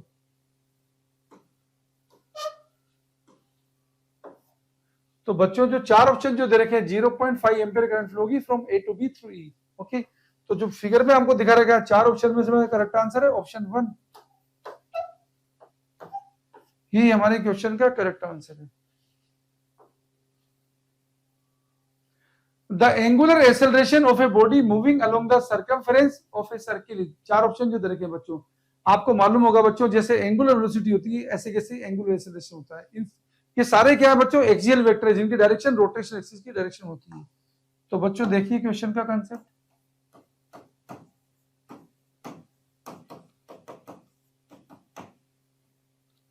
बच्चों जब बात करेंगे एंगुलर एक्सेलरेशन की, जिसको लिखा जाता है change in angular velocity divide by time interval, और इसकी डायरेक्शन किधर होती है बच्चों, change in angular velocity direction. Angular velocity direction किधर होती है बच्चों, एक्सियल वेक्टर डायरेक्शन होती है, तो एक्सियल वेक्टर की डायरेक्शन होगी। सॉल्यूशन देखिए,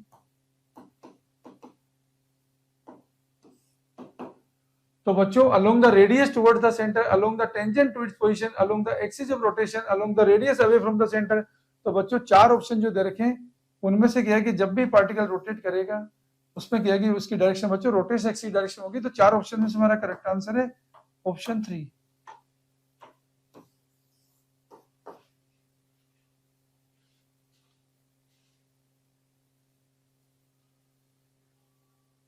A bullet is fired from a gun at a speed of 280 meters per second in the direction 30 degree above the horizontal. The maximum height attained by the bullet is G दे रखा है बच्चों 9.8 metre पर second square, sign 30 degree दे रखा है 0.5। बच्चों projectile motion का question है, concept देखिए।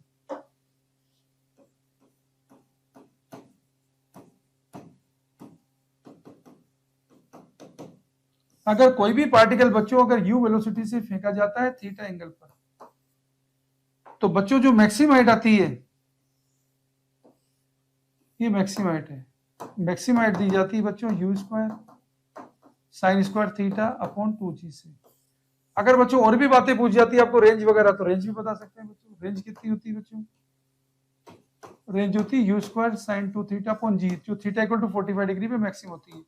इसका टाइम ऑफ फ्लाइट होता है बच्चों 2u sine theta upon g। आपको ये नहीं पूछा गया है इसलिए इसकी चिंता नहीं करनी, बस याद रखना है।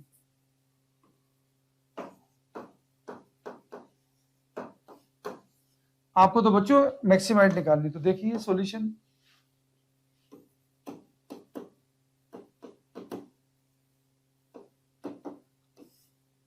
बच्चों ये मैक्सिमम हाइट है, जब बात करेंगे u² साइन स्क्वायर थीटा की, तो ये 280 साइन 30 स्क्वायर अपॉन 2g, ये बच्चों मैक्सिमम हाइट है। कितना हो गया बच्चों, ये हो जाएगा 140 इंटू 140 डिवाइड बाई 2 इंटू 10, जो कट रहा है उसे काट लीजिए बच्चों।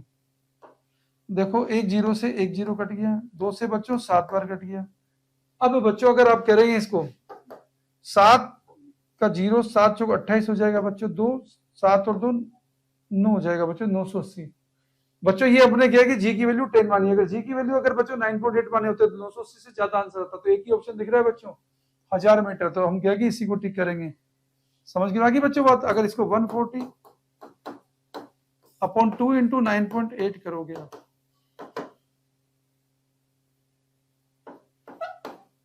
तो आंसर आपको मिल जाएगा 1000 मीटर। तो 4 ऑप्शन जो है बच्चों, इन 4 ऑप्शन में से हम टिक करेंगे आंसर 2 को हमारा correct answer. The net magnetic flux through any close surface is, बच्चों मोनोपोल एग्जिस्ट नहीं करते, ये क्वेश्चन के सोल्व करने का कॉन्सेप्ट है।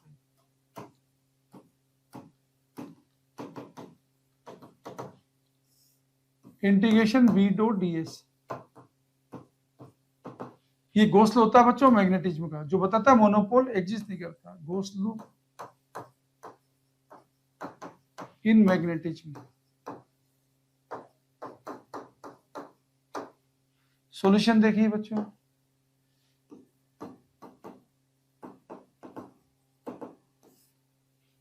Monopoles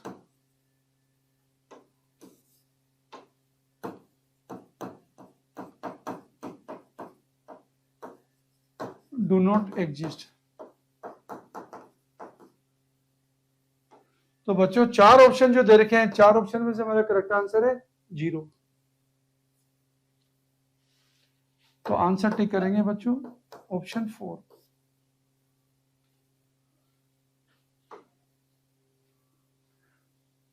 the equivalent capacitance of the system shown in the following circuit is, बच्चों कैपेसिटर का सर्किट दे रखा है, क्वेश्चन सोल्व करने का कॉन्सेप्ट ये बच्चों।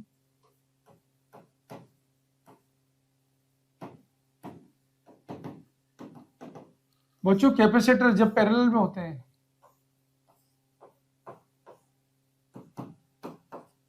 तो बच्चों C इक्विवेलेंट होता है C1 प्लस C2, और जब बच्चों कैपेसिटर सीरीज में होते हैं तो बच्चों C इक्विवेलेंट होता है C1 C2 upon C1 plus C2। अब देखिए बच्चों सॉल्यूशन,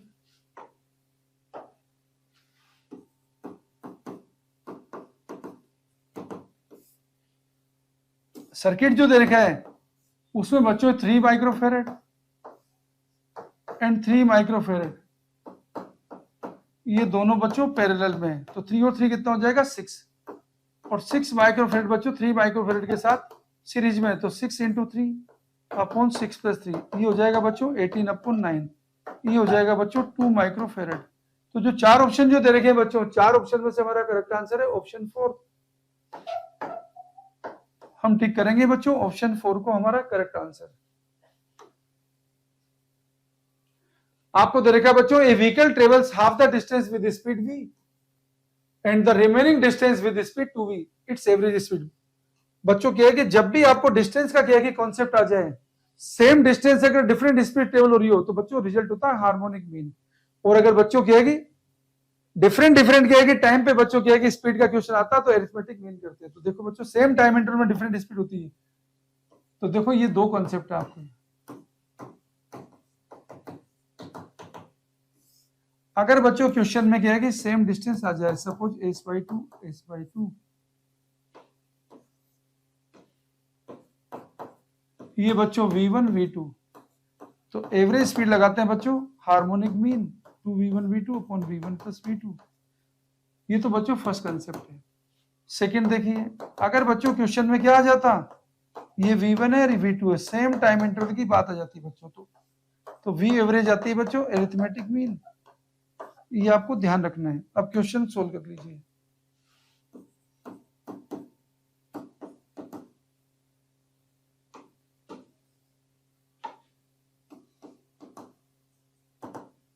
बच्चों यहां पे एवरेज स्पीड आएगी क्योंकि सेम डिस्टेंस है 2 v1 v2 upon v1 plus v2, तो आ जाएगा बच्चों 4v² डिवाइड बाई 3v, जो कट रहा है उसे काट लीजिए बच्चों, एक v से वो v कट गया, तो तो आंसर आ जाएगा बच्चों 4v/3।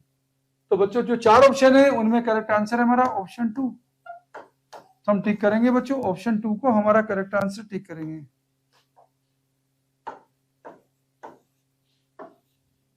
तो हमारे क्वेश्चन का सॉल्यूशन हो गया बच्चों ऑप्शन 2।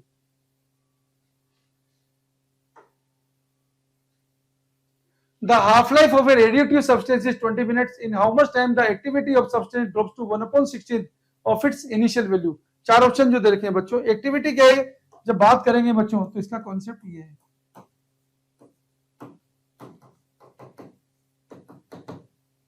बच्चों ए अगर किसी टाइम पे एक्टिविटी है, ए नोट अगर इनिशियल एक्टिविटी, इसका सॉल्यूशन होता है बच्चों 1/2 की power delta T, time interval है, टी बच्चों हाफ लाइफ है। और बच्चों हाफ लाइफ वो इंटरवल होता है जिसमें एक्टिविटी हो जाती है आधी। तो एक हाफ लाइफ बच्चों हो जाएगी आधी, दो हाफ लाइफ हो जाएगी बच्चों 1/4, तीन हाफ लाइफ हो जाएगी बच्चों 1/8, चार हाफ लाइफ हो जाएगी बच्चों 1/16। आपको क्या बोला बच्चों 1/16 कब हो जाएगी, चार हाफ लाइफ हो जाएगी। तो डायरेक्ट कर दीजिए बच्चों ट्रिक से सॉल्यूशन। एक्टिविटी बनेगी बच्चों A0/16 कब, जब बच्चों टाइम इंटर हो जाएगा 4 हाफ लाइफ के इक्वल। और बच्चों 4 हाफ लाइफ का मतलब है 4 × 20, 80 मिनट। जो चार ऑप्शन जो दे रखे हैं बच्चों, चार ऑप्शन में से मेरा करेक्ट आंसर है ऑप्शन 3।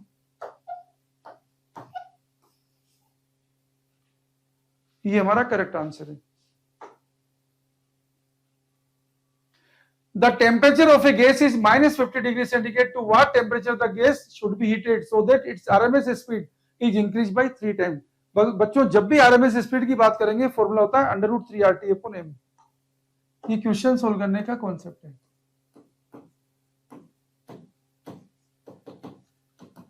और टेम्परेचर को लिखा जाता है बच्चों हमेशा केल्विन में।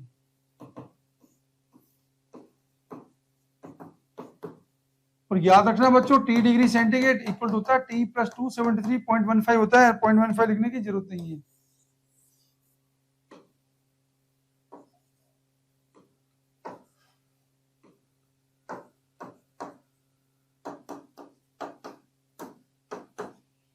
तो बच्चों VRMS प्रोपोर्शनल है √T के। ये हमारा कॉन्सेप्ट है बच्चों। सॉल्यूशन देखिए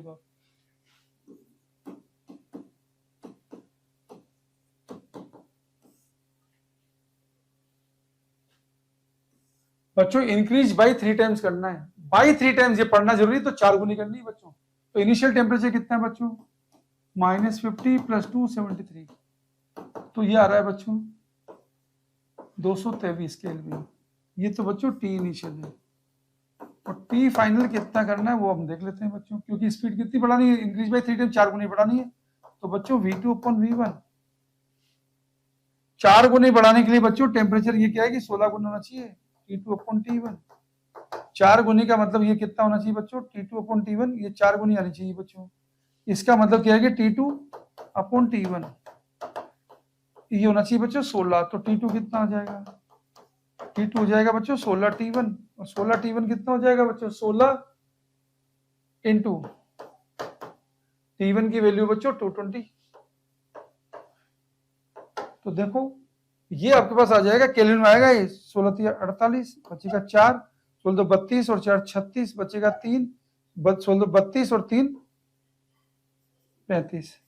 ये आएगा बच्चों केल्विन में। अब केल्विन को सेंटीग्रेड में चेंज करेंगे बच्चों 3568 को। तो आप क्या कर दीजिए बच्चों, इसमें से 273 सब्ट्रैक्ट कर लीजिए। 3568 में से 273 सब्ट्रैक्ट कर लीजिए। तो 8 में 3 जाएगा तो बच्चों 5, और इधर 16 में से 7 जाएगा बच्चों 9, 4 में जाएगा 2 तो 2, और बच्चों ये हो जाएगा 3, तो 3295 हो जाएगा बच्चों डिग्री सेंटीग्रेड में। तो जो चार ऑप्शन जो दे रखे हैं बच्चों, चार ऑप्शन में से हमारा करेक्ट आंसर है ऑप्शन 1।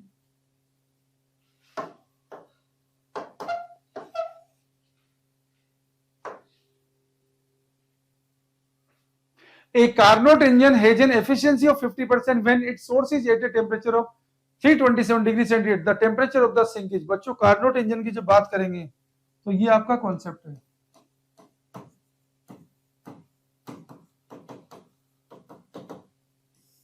बच्चों ये हमारा सोर्स है, ये बच्चों वर्किंग सब्सटेंस है, ये बच्चों हमारे पास सिंक है, यहाँ का टेम्परेचर बच्चों T1, यहाँ का टेम्परेचर बच्चों T2, ये वर्क है बच्चों। एफिशिएंसी को लिखा जाता है 1 - T2 अपॉन T1। सॉल्यूशन देखते हैं बच्चों।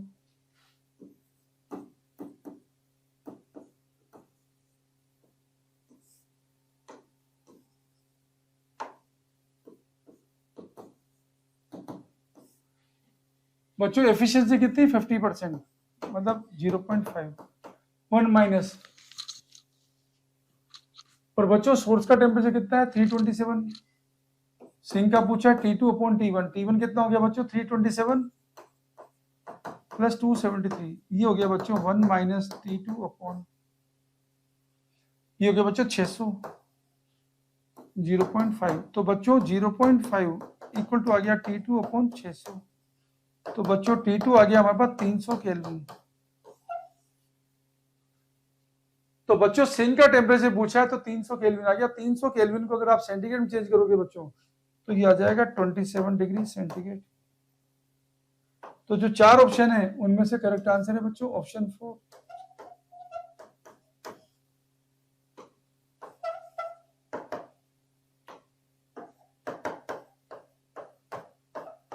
तो करेक्ट आंसर है बच्चों हमारा option 4। The magnetic energy stored in an inductor of inductance 4 microhenry carrying a current of 2 ampere is। बच्चों जब बात करेंगे इंडक्टर की,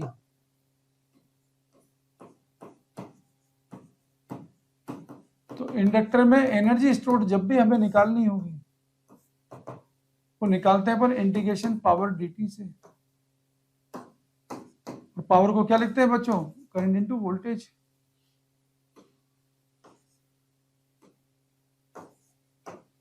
जो सोल्व करने से आती है बच्चों हाफ LI स्क्वायर। क्वेश्चन का सॉल्यूशन देखिए।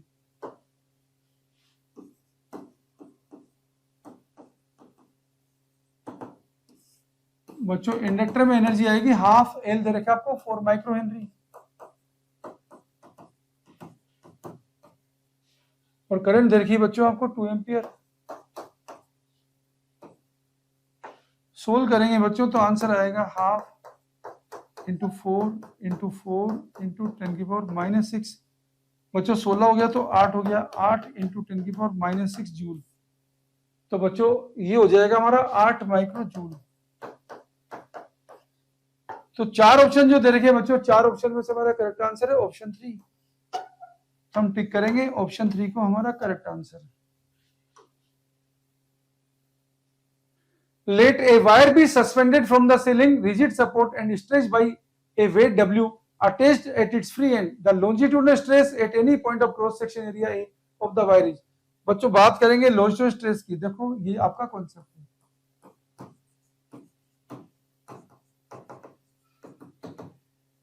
बच्चों वायर का क्रॉस सेक्शन एरिया कांस्टेंट है, मान लो ये A है बच्चों।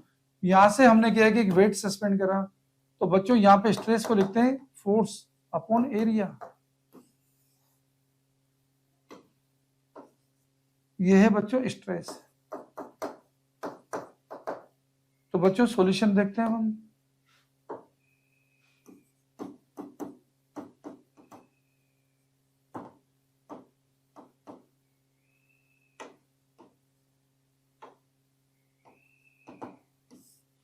तो बच्चों स्ट्रेस की जब बात करेंगे,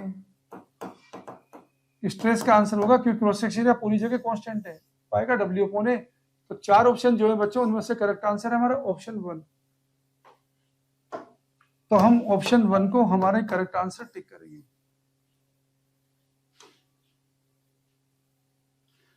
An electric dipole is placed at an angle of 30 degrees with an electric field of intensity 2 into 10 power 5 Newton upon Coulomb. It experiences a torque equal to 4 Newton meter.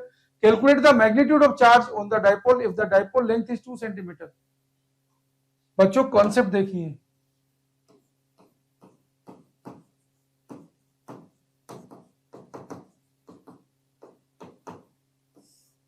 बच्चों यहाँ पे क्या है कि टॉर्क दे रखा है।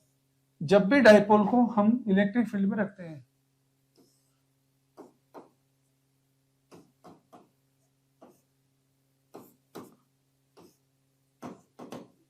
तो बच्चों अगर इसकी लेंथ जो भी है मान लो 12 लेंथ है, तो हम इसको लिखते हैं बच्चों P क्रॉस E। जो होता है पीई साइन थीटा।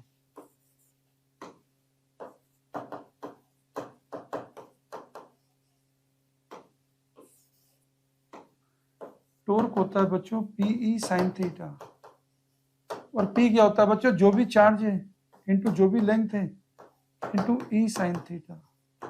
ये हमारे क्वेश्चन को सोल्व करने का कॉन्सेप्ट है बच्चों। अब क्वेश्चन का सॉल्यूशन देखिए।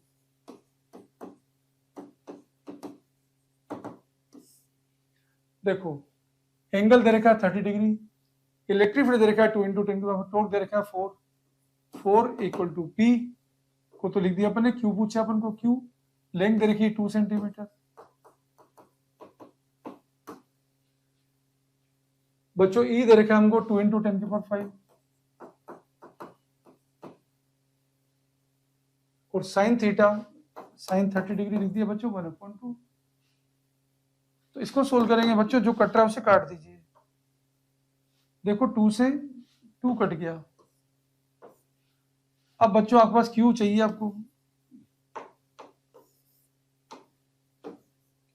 क्यू आपको मिल रहा है 4 डिवाइड बाई 2 × 10 की पावर 3। तो बच्चों 2 × 10 की पावर -3 हो जाएगा, जिसको हम लिख देंगे 2 मिली कूलम, क्योंकि मिली प्रीफिक्स है जिसकी वैल्यू होती है 10 की पावर -3। तो आंसर बनेगा बच्चों ऑप्शन 3। तो चारों ऑप्शन में से हमारा करेक्ट आंसर है ऑप्शन 3। इसी को हम टिक कर देंगे। In hydrogen spectrum the shortest wavelength in the Balmer series is lambda, the shortest wavelength in the Brackett series. बच्चों कंसेप्ट देखिए कि बामर सीरीज कब मिलती है, ब्रैकेट सीरीज कब मिलती है।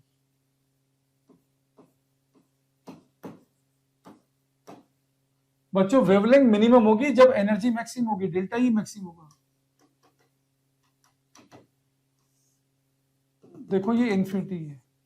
अगर बामर सीरीज की चाहते हो बच्चों तो n = 2 में जब ट्रांजिशन होगा तो बामर सीरीज की मिलेगी आपको। ये बामर की मिनिमम है बच्चों, जो आपको दे रखी लेमडा। अब बच्चों क्या है कि bracket Lyman बामर partial bracket, bracket वाली मिलेगी बच्चों जब ट्रांजिशन होगा 4 में, ये मिलेगी ब्रैकेट की मिनिमम वाली। तो बच्चों अब सॉल्यूशन देखिए।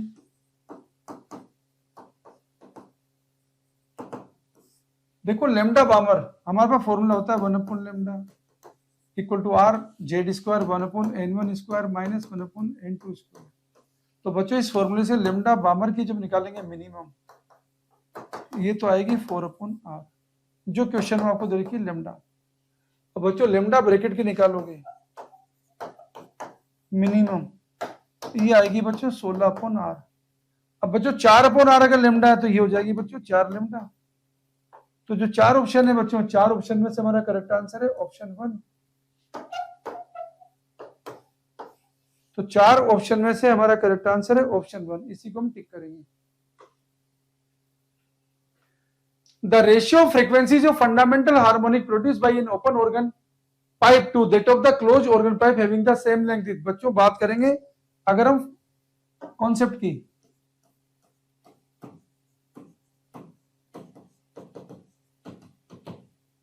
बच्चों ये है हमारे पास डायग्राम ओपन ऑर्गन पाइप का, फंडामेंटल मोड ऑफ वाइब्रेशन का।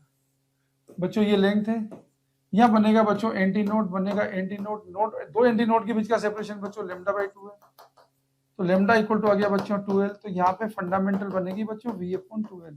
अब बात करेंगे बच्चों क्लोज ऑर्गन पाइप की, जो एक एंड पे क्लोज है बच्चों, यहाँ पे बनेगा बच्चों फ्री एंड पे एंटी नोड, यहाँ पे बनेगा नोड, लेंथ बच्चों सेम है। तो एंटी नोड नोड के बीच का सेपरेशन λ/4 है। तो बच्चों लेमडा आ गया 4l। तो बच्चों यहाँ पे फंडामेंटल फ्रीक्वेंसी बनेगी V/4l। तो देख रहे हैं बच्चों यहाँ पे डबल है। सॉल्यूशन देखिए बच्चों,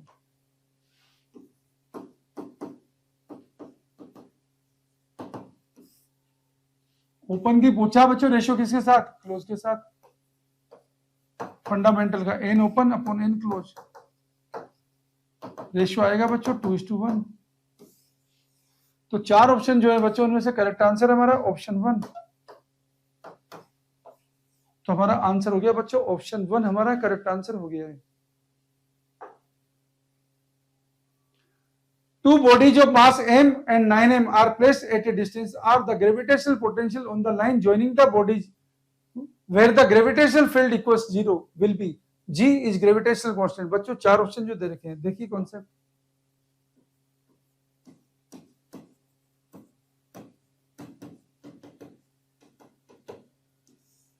बच्चों जहां पे क्या है कि ग्रेविटेशनल फील्ड 0 होगा, देखो अगर ये दो मास होते हैं बच्चों m1 m2, अगर कोई पॉइंट है बच्चों, अगर यहां से डिस्टेंस r1 है, यहां से डिस्टेंस r2, बच्चों ग्रेविटेशनल फील्ड 0 होने का मतलब है G m1 upon r1 square equal to कर देंगे बच्चों माइनस जी m2 अपॉन r2 स्क्वायर। ये तो बच्चों फील्ड की इक्वेशन निकाल देंगे। और पोटेंशियल क्या लिख देंगे बच्चों, पोटेंशियल स्केलर क्वांटिटी है माइनस जी m1 अपॉन r1 माइनस जी m2 अपॉन r2, ऐसे करके पोटेंशियल बता देंगे बच्चों। अब सॉल्यूशन देखते हैं।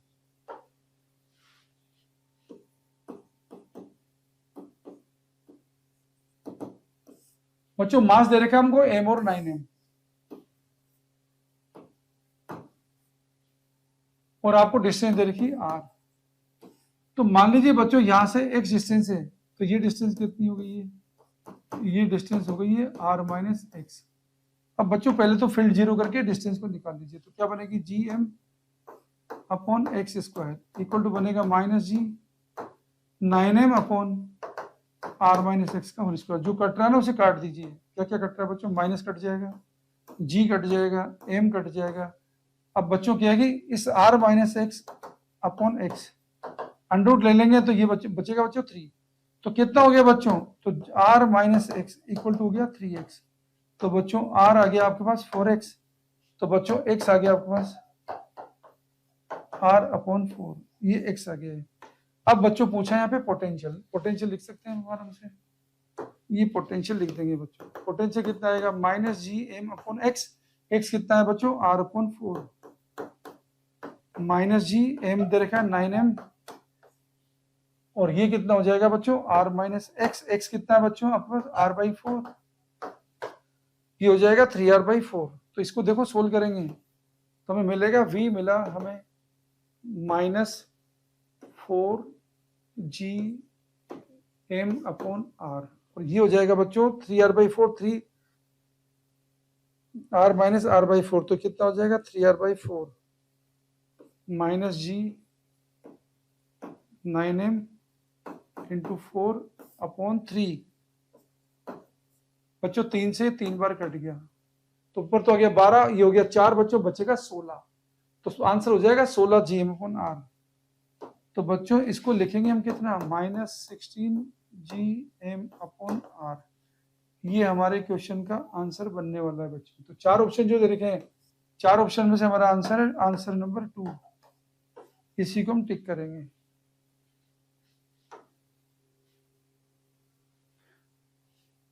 A bullet from a gun is fired on a rectangular wooden block with velocity u. When bullet travels 24 centimeter through the block along its length horizontally, velocity of bullet becomes u by 3. Then it further penetrates into the block in the same direction before coming to rest exactly at the other end of the block. The total length of the block is। बच्चों क्या है कि यहाँ पर deceleration constant मानेंगे बच्चों, concept देखिए।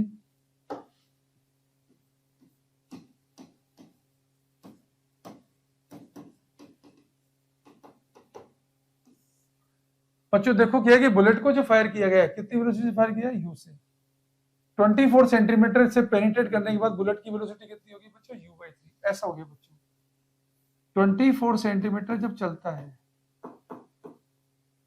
तो बुलेट की वेलोसिटी बच्चों u से हो जाती है u by 3। अब ये बोलता है कि और कितनी चले, मान लो बच्चों इसके आगे x और चल रही है,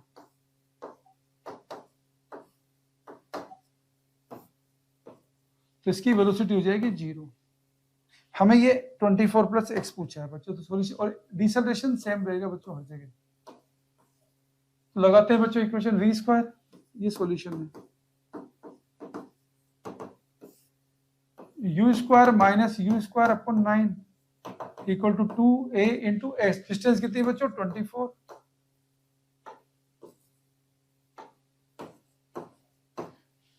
ये हो जाएगा बच्चों 8u square upon 9 equal to हो गया 2a into 24। This is equation number 1। अब इक्वेशन नंबर 2 पे आओ बच्चों, ये u स्क्वायर क्योंकि वो तो 0 हो गया, 2a इंटू ये हो गया 24 प्लस एक्स। इनको डिवाइड कर दीजिए बच्चों, दिस इज इक्वेशन नंबर 2। अगर डिवाइड करोगे इक्वेशन 1 को 2 के साथ तो देखो क्या मिल रहा है, 8 U square upon 9 divide by U square equal to आएगा 2a into 24 divide by 2a into 24 plus x.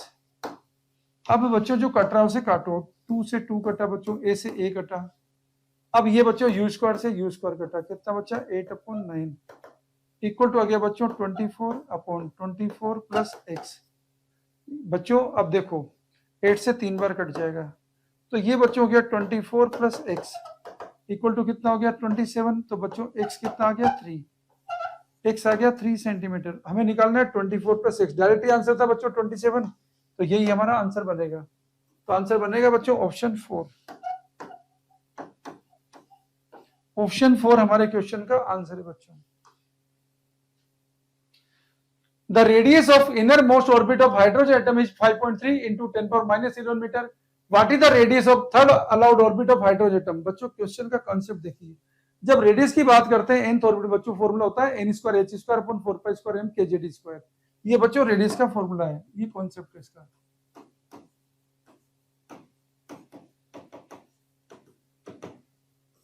बच्चों हाइड्रोजन एटम में nth ऑर्बिट में रेडियस को लिखा जाता है n square upon z into 0.529 angstrom. और ये बात आपको मालूम होगी, रेडियस का एन स्क्वायर के साथ ग्राफ ऐसा होता है बच्चों, रेडियस का एन के साथ बच्चों ग्राफ जिधर पावर 1 है उधर पैराबोलिक होता है।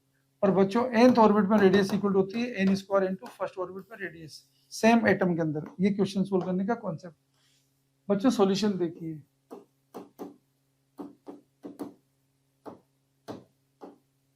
अब बच्चों आपको क्या है कि यहाँ पे रेडियस दे रखी है इनर मोड मतलब फर्स्ट ऑर्बिट की दे रखी है। अब आपको पूछा बच्चों थर्ड ऑर्बिट की, तो r3 इक्वल टू आएगा n स्क्वायर मतलब 3 स्क्वायर इंटू 5.3 इंटू 10 की पावर माइनस 11। तो ये हो जाएगा बच्चों 9 इंटू 5.3 इंटू 10 की पावर माइनस 11। बच्चों 9 पंजी होता है 45, 9 तिया 27, 2 9 पंजी 45 हो तो 47 इंटू ये 47.7 इंटू 10 की पावर माइनस 11 मीटर। तो जो आएगा बच्चों 4.77, इसको करोगे अगर आप, ये आ रहा है 47.7, जिसको हम क्या लिख देंगे बच्चों, इसको लिख देंगे 4.77 इंटू 10 की पावर माइनस 10। बच्चों 10 की पावर माइनस 10 मीटर होता है 1 एंगस्ट्रॉम, तो इसको लिख देंगे अपन 4.77 एंगस्ट्रॉम। तो बच्चों जो चार ऑप्शन है इनमें से करेक्ट आंसर है हमारा ऑप्शन 3। हम टिक करेंगे ऑप्शन 3 को हमारा करेक्ट आंसर, ये हमारा करेक्ट आंसर है। Calculate the maximum acceleration of a moving car so that a body lying on the floor of the car remains stationary. The coefficient of static friction between the body and the floor is 0.15 g equal to 10 metre पर second square. बच्चों car के अंदर क्या है कि यहाँ पे अपन को मालूम है कोई भी बॉडी रेस्ट में कब होती है, जब बच्चों अप्लाइड फोर्स लिमिटिंग फ्रिक्शन के इक्वल होता है तो बॉडी रेस्ट में होती है। तो देखिए ये क्वेश्चन के सोल्व करने का कंसेप्ट है।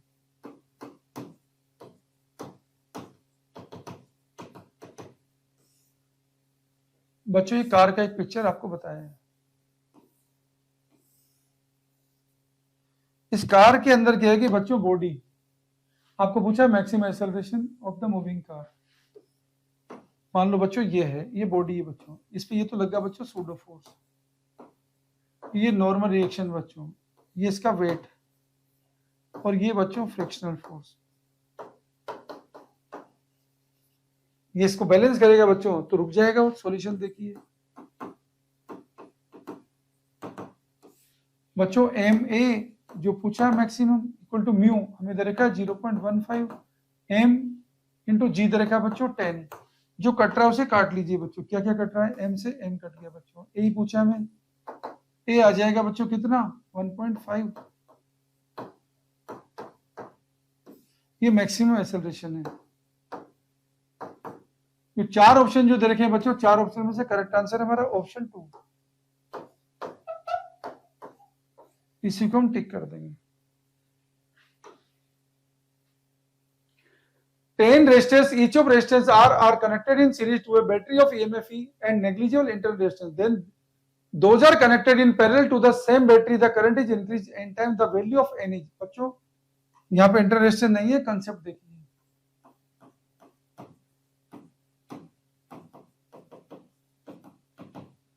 बच्चों के रेजिस्टेंस की कितने रेजिस्टेंस है बच्चों? 10। मान लो बच्चों ये 10वां रेजिस्टेंस है और बैटरी का ईएमएफ बच्चों ई है। अभी करंट ई आई है बच्चों, करंट को क्या लिखेंगे? ई अपॉन 10R। अब बच्चों यही रेजिस्टेंस क्या है कि अगर पैरेलल में हो जाएंगे, यही 10 रेजिस्टेंस बच्चों अगर पैरेलल में हो जाएंगे, उसी सोर्स पे लग गए बच्चों, तो अब करंट हो जाएगी बच्चों ई अपॉन आर बाई 10। कितनी हो जाएगी बच्चों? 10 ई अपॉन आर हो जाएगी। अब सॉल्यूशन देखिए बच्चों,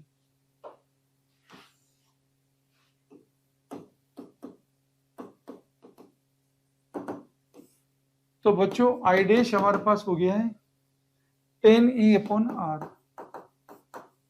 और पता है बच्चों ई अपॉन आर की वैल्यू कितनी है? 10 आई। तो करंट हमारे पास हो गई बच्चों 100 आई। 4 ऑप्शन में से हमारा करेक्ट आंसर है बच्चों, n टाइम्स पूछा है, ऑप्शन 1 बनेगा हमारा करेक्ट आंसर।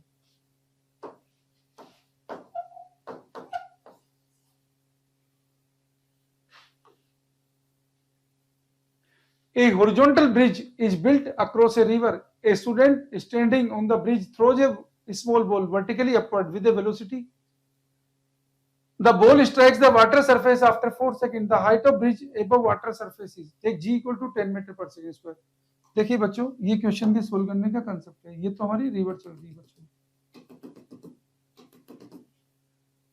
यहाँ पे बच्चों कोई ब्रिज बना हुआ है जहां से क्या है किसी ने कोई चीज फेंकी है, मान लो u वेलोसिटी से। अब जाएगी बच्चों, ये यहाँ की हाइट है बच्चों h, ये आएगी तो सीधी की सीधी नीचे, लेकिन आपको दिखा रहा हूँ ऐसे ऐसे।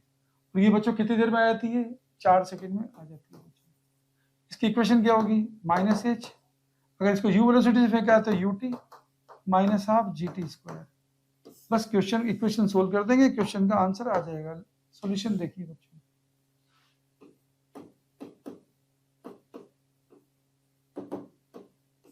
देखो बच्चों माइनस h इक्वल टू,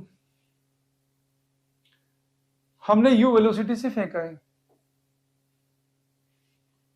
और टाइम कितना है बच्चों? 4 सेकेंड, माइनस हाफ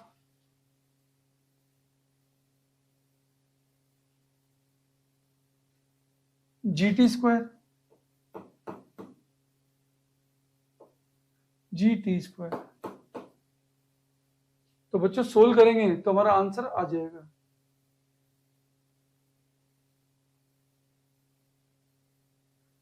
अच्छा यहाँ पे वेलोसिटी मिसिंग है, इसको सोल्व करेंगे बच्चों तो ये आ गया हमारा 4u माइनस, ये हो जाएगा 5 और ये हो जाएगा 16।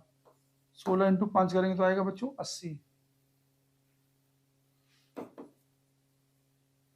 अब बच्चों यहाँ पे क्या है कि ये u की वैल्यू इसमें थोड़ी मिसिंग है, इसको क्या है कि देखा जाएगा तो सोल्व हो जाएगा बच्चों। ओके, डेटा थोड़ा इसमें मिस हो रहा है बच्चों। The net impedance of circuit A shown figure will be, बच्चों चारों ये यहाँ भी डेटा बच्चों मिसिंग है। ये डेटा है 220 वोल्ट 50 हर्ट्ज। सॉल्यूशन देखिए बच्चों इसका,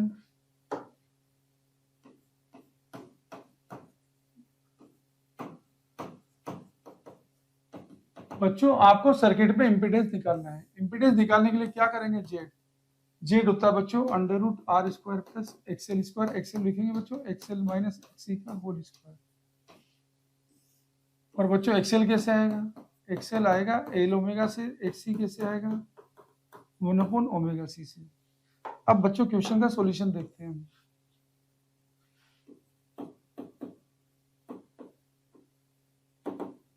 पहले निकालते हैं बच्चों एक्सएल, जिसको बोलते हैं इंडक्टिव रिएक्टेंस, जो आएगा एल ओमेगा। ओमेगा यहां से निकल जाएगा बच्चों, एल दे रखा आपको 50/5, मिली का मतलब 10 की पावर -3। ओमेगा हो जाएगा बच्चों 2 पाई इंटू एफ दे रखा बच्चों 50। पाई से बच्चों पाई काट दो, ये हो जाएगा बच्चों 100। 100 का मतलब है 10⁻⁻1, इसका मतलब ये हो गया बच्चों 5 ओम। अब देखिए बच्चों XC ये होता है बच्चों 1/ω/c, ओमेगा को लिखा 2π इंटू एफ, एफ दे रखा आपको 50 और बच्चों C दे रखा आपको 10⁻³ अपॉन पाई, माइक्रो का मतलब है 10⁻⁻6। तो बच्चों देखो पाई से जो कट रहा है उसे काटिए, पाई से पाई कट गया बच्चों, 10⁻³ इंटू 0 10⁻4 हो गया, फिर 10⁻⁻2 बचा, ऊपर चला जाएगा बच्चों 100 अपॉन 10 करेंगे बच्चों तो ऊपर आ जाएगा 10, तो 10 ओम हो गया बच्चों। अब एक्सएल माइनस एक्ससी करोगे तो 5 आएगा बच्चों, तो जेड देखिए, जेड आएगा बच्चों √r², जो कितना है बच्चों 10 का स्क्वायर, प्लस एक्सएल माइनस एक्ससी कितना हो गया बच्चों 10 - 5 5 का स्क्वायर, 100 + 25 कितना हो गया बच्चों 125, 25 इंटू 5 करेंगे बच्चों तो ये हो जाएगा 5√5। तो 4 ऑप्शन जो है बच्चों उसमें से करेक्ट आंसर है हमारा ऑप्शन 2, इसी को हम टिक कर देंगे।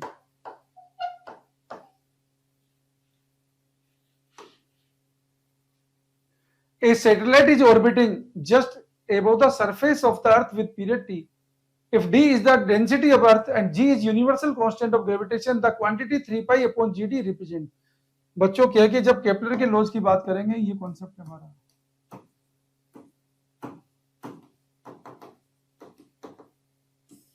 p²/r³ इक्वल टू होता है बच्चों 4π²/gm। तो मास क्या होता है बच्चों वॉल्यूम इनटू डेंसिटी।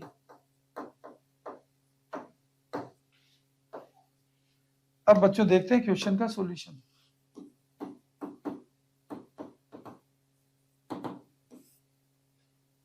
बच्चों t²/r³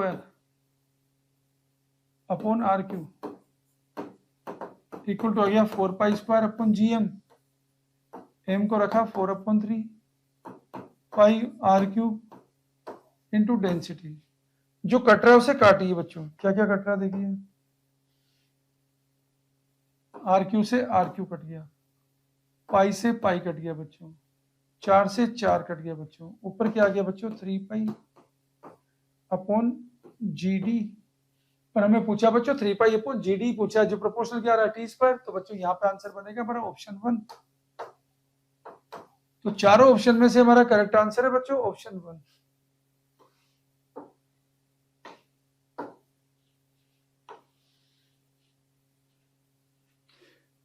Two thin lenses are of same focal length f, but one is convex and the other one is concave. When they are placed in contact with each other, the equivalent focal length of the combination will be। बच्चों क्या है कि concept ये है,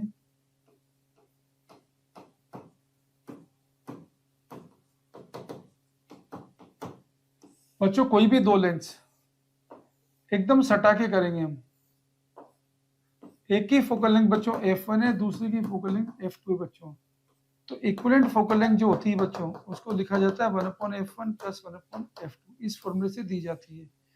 अब question solve करने का concept देखिए, कॉन्सेप्ट हो गया। अब सॉल्यूशन देखिए बच्चों,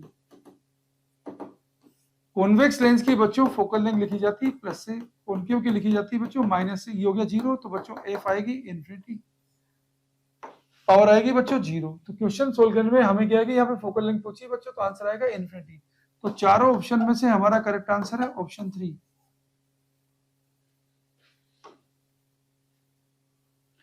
for the following logic circuit the truth table is. बच्चों कॉन्सेप्ट देखिए यहां पर,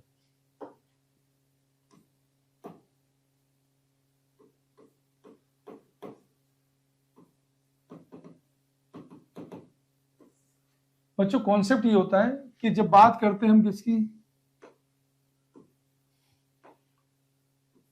नोट गेट की बात करते हैं बच्चों, तो यहाँ के में आउटपुट मिलता है बच्चों y मिलता है हमें a बाय। अगर बात करेंगे बच्चों हम किसकी, नैंड गेट की बात करेंगे, तो बच्चों आउटपुट हमें मिलता है a.b का बार। और ये आपको मालूम होगा बच्चों कि 1.1 1 होता है बच्चों 1.0, 0 होता है 0.1, 0 होता है 0.0, 0 होता है ये सब हमारे क्या है बुलियन एक्सप्रेशन है। अब क्वेश्चन सोल्व करते हैं बच्चों।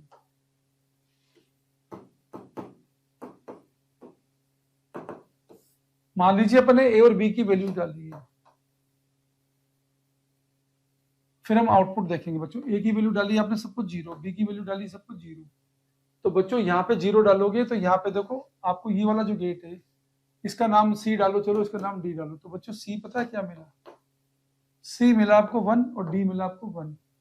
और बच्चों वाई मिलेगा आपको सी डॉट डी का 1 1 का 0 हो जाएगा बच्चों। अब ए को डाला बच्चों आपने 0, बी को डाला बच्चों 1, तो सी कितना, ए को डाला 0 तो ये तो हो गया बच्चों 1, बी को डाला बच्चों 1 तो ये हो गया 0। और बच्चों यहाँ पर 1 डॉट 0 0 आता है तो बच्चों 1 आ जाएगा। इसको डाला बच्चों 1, इसको डाला 0 तो देखो 1 का तो क्या हो जाएगा 0, 0 का क्या हो जाएगा बच्चों 1, 0 डॉट 1 आएगा 0 तो ये हो जाएगा बच्चों 1। अगर अब क्या बचा बच्चों 1 1 बचा, तो 1 का क्या हो जाएगा बच्चों 0, ये क्या हो जाएगा 0, 0 डॉट 0 0 ये हो जाएगा 1। अब बच्चों टेबल मिला लीजिए। टेबल में आप देखेंगे ए और बी जब 0 है बच्चों तो वाई 0 आ रहा है, और ए बाकी 0 1 में भी क्या है कि बच्चों 1 आ रहा है, 1 0 में भी 1 आ रहा है, 1 1 में भी 1 आ रहा है। तो 4 ऑप्शन जो है बच्चों उसमें करेक्ट आंसर आपका ऑप्शन 1। तो हम टिक कर देंगे बच्चों ऑप्शन 1 को हमारा करेक्ट आंसर।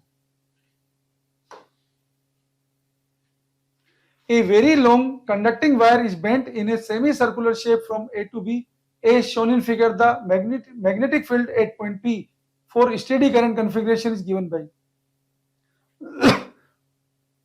बच्चों यहाँ पे 4 ऑप्शन जो दे रखे हैं, आपका कॉन्सेप्ट ये बच्चों, मैग्नेटिक फील्ड वेक्टर क्वांटिटी। सबसे पहले देखो बच्चों सेमी इनफाइनाइट वायर जो होगा, अगर इसमें क्या है कि राइट हैंड थंब को रखेंगे बच्चों करेंट डायरेक्शन में, फिंगर्स को रखेंगे ऑब्जर्वेशन पॉइंट की डायरेक्शन में, पाम के आउटवर्ड नोड में मैग्नेटिक फील्ड की डायरेक्शन होती है। अगर बच्चों हमारा ऑब्जर्वेशन पॉइंट अगर मान लो यहाँ पर ये आर डिस्टेंस पर है, तो इस स्ट्रेट वायर की वजह से फील्ड होता है बच्चों mu 0 I upon 4 pi R. किधर आएगा बच्चों, नेगेटिव डायरेक्शन में। अब बच्चों अगर क्या है कि यही वायर देखो इधर होता, उसका तो डाउनवर्ड आता, अगर यही वायर इधर होता बच्चों तो इसका भी ये डाउनवर्ड आएगा बच्चों। ओके, अब बात करते हैं बच्चों सेमी सर्कुलर, इसमें करंट कितनी क्या चल रही है, एंटी वाई।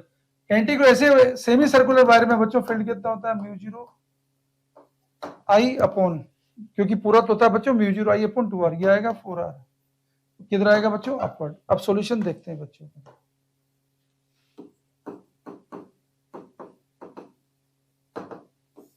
देखो जो स्ट्रेट वायर है बच्चों उनका तो फील्ड कितना आ गया mu 0 I upon 4 pi R into 2 कर दिया। ये तो क्या था बच्चों स्ट्रेट वायर का जो किधर था, ये तो था बच्चों डाउनवर्ड, और सेमी सर्कुलर का आएगा बच्चों अपवर्ड। कितना हो गया म्यू 0 आई अपॉन 4 आर, ये आएगा बच्चों अपवर्ड। अब क्या है कि आप देख सकते हैं बच्चों पर कितना है, वो है बच्चों 2 पाई आर, और ये कितना है 4 आर। मतलब ये चीज कितनी बच्चों कौन बड़ा है, देखो ये 2 से तो पहले इसको काट ही लो आप, तो आपको पता चल जाएगा। चलो 4 आर कॉमन ले लो, mu 0 I upon 4 R common ले लिया। नीचे बच्चों कितना है पाई है, पाई का मतलब 3.14 है, ऊपर 2 है, तो ये नीचे वो चीज बड़ी हो गई बच्चों। तो mu 0 I upon 4 R common ले लिया, तो 1 माइनस क्या क्या बच गया बच्चों 2 अपॉन पाई बच गया। Mu 0 I upon 4 R common ले लिया है, तो 1 माइनस 2 अपॉन पाई बच गया है। और डायरेक्शन किधर आएगी बच्चों, डायरेक्शन आएगी pointed away from the page. Okay, तो जो 4 ऑप्शन जो दे रखे हैं बच्चों करेक्ट आंसर बनेगा हमारा ऑप्शन 2। चारों ऑप्शन में से बच्चों करेक्ट आंसर है हमारा option 2। The resistance of platinum wire at 0 degree centigrade is 2 ohm and 6.8 ohm at 80 degree centigrade. The temperature coefficient of resistance of the wire is, बच्चों जब क्या है कि डिफरेंट टेम्परेचर पे होंगे तो कॉन्सेप्ट हम ये लगाएंगे।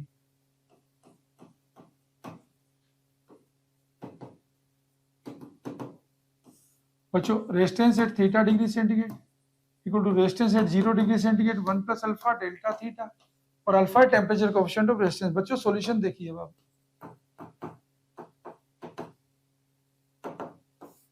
देखो अब रेजिस्टेंस कितना दे रखा है 6.8 ओम दे रखा है, 0 डिग्री सेंटीग्रेड पे 2 ओम दे रखा है, 1 प्लस अल्फा और टेम्परेचर कितना बच्चों 80 डिग्री सेंटीग्रेड। सोल्व करेंगे बच्चों तो 6.8 को काटेंगे बच्चों तो 3.4 हो जाएगा। अब 3.4 -1 करेंगे बच्चों तो अल्फा इंटू 80। तो बच्चों सोल्व करेंगे तो अल्फा की वैल्यू आ गई 2.4 डिवाइडेड बाई 80। जिसे सोल्व करेंगे तो देखिए आप इसको 24 लिख दीजिए पहले, नीचे 800 हो जाएगा 24/8 इंटू 10⁻⁻2 कर दो, 3 बार कट गया तो 3 इंटू 10⁻⁻2 हो गया। तो आंसर बन जाएगा 3 इंटू 10⁻⁻2 डिग्री सेंटीग्रेड। तो बच्चों 4 ऑप्शन में से हमारा करेक्ट आंसर है ऑप्शन 2। इसी को हम टिक कर देंगे। An electric dipole is placed as shown in the figure, -q plus q 3 centimeter 3 centimeter observation point देगा सेंटर से 5 सेंटीमीटर पर।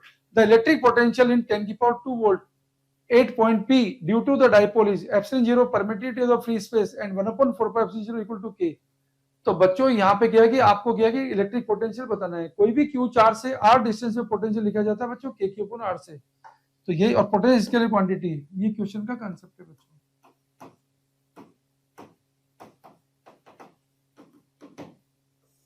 तो देखो ये डाइपोल आपको ऐसे दे रखा है -q, ये दे रखा है +q, ये इसका सेंटर पॉइंट है।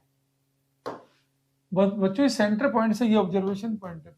मान लो ये डिस्टेंस कितनी बच्चों आपको दे रखी 2 सेंटीमीटर, ये डिस्टेंस आपको कितनी दे रखी 5 थी 3 थी, तो ये होगी बच्चों 8 सेंटीमीटर। अब बच्चों पोटेंशियल लिखना है P पॉइंट पर, तो क्या लिखेंगे KQ/2 प्लस KQ/8। इसको सोल्व कर देंगे बच्चों। अब सॉल्यूशन देखिए, पोटेंशियल आएगा KQ/2 माइनस KQ/8। बच्चों KQ 1/2 माइनस 1/8, तो 4/8 करेंगे तो 3/8 हो गया बच्चों, 3KQ/8। तो बच्चों यहाँ 4 ऑप्शन जो दे रखे हैं, 4 ऑप्शन में से आपके पास एक ही ऑप्शन दिख रहा है, ऑप्शन 4। तो ऑप्शन 4 हमारा करेक्ट आंसर है। In the figure shown here, what is the equivalent focal length of the combination of lenses? Assume that all layers are thin। बच्चों यहाँ पे क्या है कि जब भी ऐसे लेंस का कॉम्बिनेशन दिया जाता है तो आपके पास क्या है कि कोई उनके ऑप्टिकल सेंटर के बीच में कोई भी सेपरेशन नहीं, तो 1/f इक्विवेलेंट क्या लिखते हैं बच्चों 1/f1 plus 1/f2 plus 1/f3 ये लिखते हैं बच्चों। और ऐसा करने से आपका सॉल्यूशन आ जाएगा। बच्चों से गलती क्या होती है, जब बीच वाले लेंस का क्या है कि फोकल लेंथ निकालते हैं तो रिलेटिव कर देते हैं बच्चों। रिलेटिव कभी भी नहीं करना है, यहाँ पर सेपरेट सेपरेट करना है, ये कॉन्सेप्ट है बच्चों। देखो यहाँ पे लेंस ऐसे हैं बच्चों, ये बीच में बच्चों एक लेंस और फिर ये एक और लेंस बच्चों, ये इस तरीके से, ये इस तरीके से बच्चों, ये R1 दे रखा है, ये R2 दे रखा है। तो देखो क्या करोगे, इसका F1, इसका F2, इसका F3 और बच्चों 1/f करोगे 1/f1 plus 1/f2 plus 1/f3, ये बच्चों आपको करना है। अब सॉल्यूशन देखिए,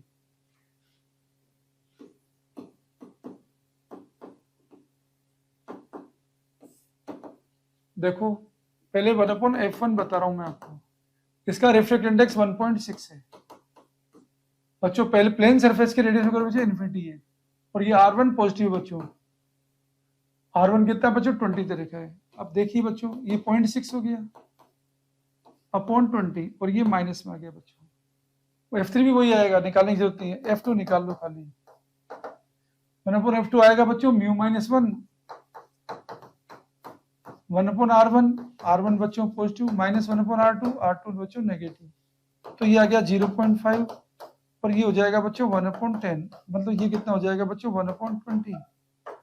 अब बच्चों क्या है कि सोल्व कर लीजिए। अब आप देखो 1/f इक्विवेलेंट, ये तो डबल हो जाएगा क्योंकि 2 बार आ जाएगा बच्चों। ये कितना है 6/200, तो ये हो जाएगा 12/200 और ये कितना है बच्चों प्लस 1/20, तो 200 बनाऊंगा इसको, तो ये हो गया -12/200, ये हो जाएगा 10/200। कितना बचा -2/200, कितना बचा -1/100। तो बच्चों फोकल लेंथ आ गई है मेरे पास -100। ओके, एफ इक्विवेलेंट आ गई है मेरे पास -100 सेंटीमीटर।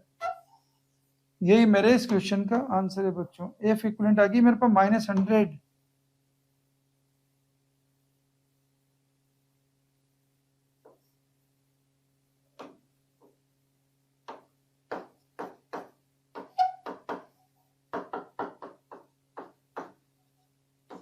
एफ इक्विवेलेंट आ गई बच्चों -100। तो मैं टिक करूंगा यहाँ पे ऑप्शन टू को।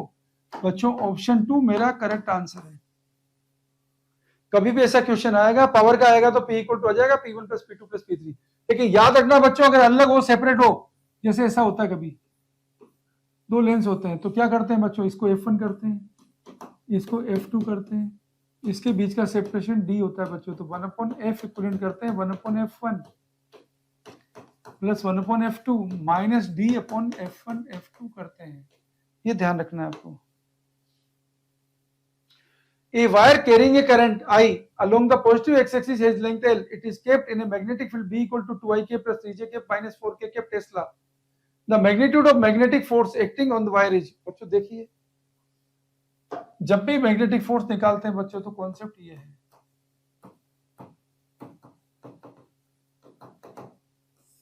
फोर्स निकालते हैं बच्चों I dl क्रॉस B से। ये हमारा कॉन्सेप्ट है। और ये बच्चों याद रखना है आपको,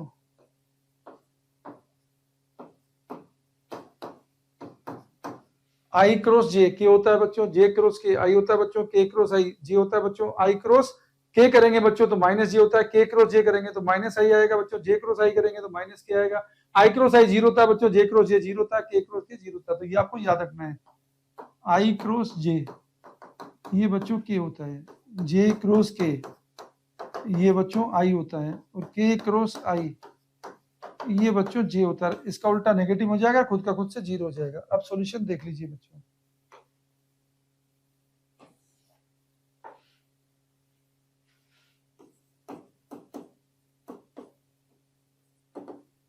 देखो करंट चल रही बच्चों एल, एल किधर है बच्चों आई के इंटू बी कितना बच्चों 2i के प्लस 3j के माइनस 4k के। अब बच्चों I into L, I cross I 0 हो जाएगा बच्चों, आई क्रॉस हो जाएगा कि, और आई क्रॉस के जैसा मैंने बताया बच्चों माइनस जी होता है, माइनस तो पहले से ही था तो प्लस हो जाएगा। अब बच्चों 3 जे के परपेंडिकुलर है बच्चों, तो I L 3 square plus 4 square का अंडर रूट, तो आंसर हो जाएगा बच्चों 5IL। और बी जो आएगा 5IL, तो यहाँ पे बच्चों आंसर आएगा 5IL। ये बच्चों आई है, तो चार ऑप्शन में से ये है बच्चों 5IL। चार ऑप्शन जो दे रखे ना बच्चों उसमें से करेक्ट आंसर है हमारा यही वाला ऑप्शन 2। तो हम टिक करेंगे बच्चों ऑप्शन 2 को, हम करेक्ट आंसर टिक करेंगे।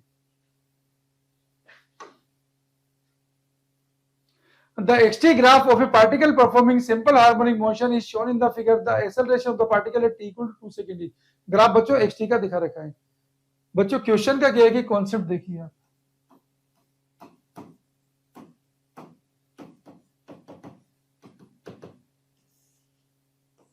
बच्चों ये ग्राफ है, जब भी ग्राफ दिया जाएगा आपको xt के बीच का,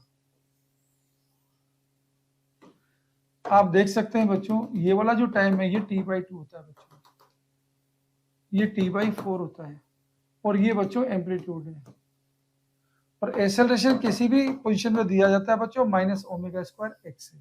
अब क्वेश्चन का सॉल्यूशन देखिए आप,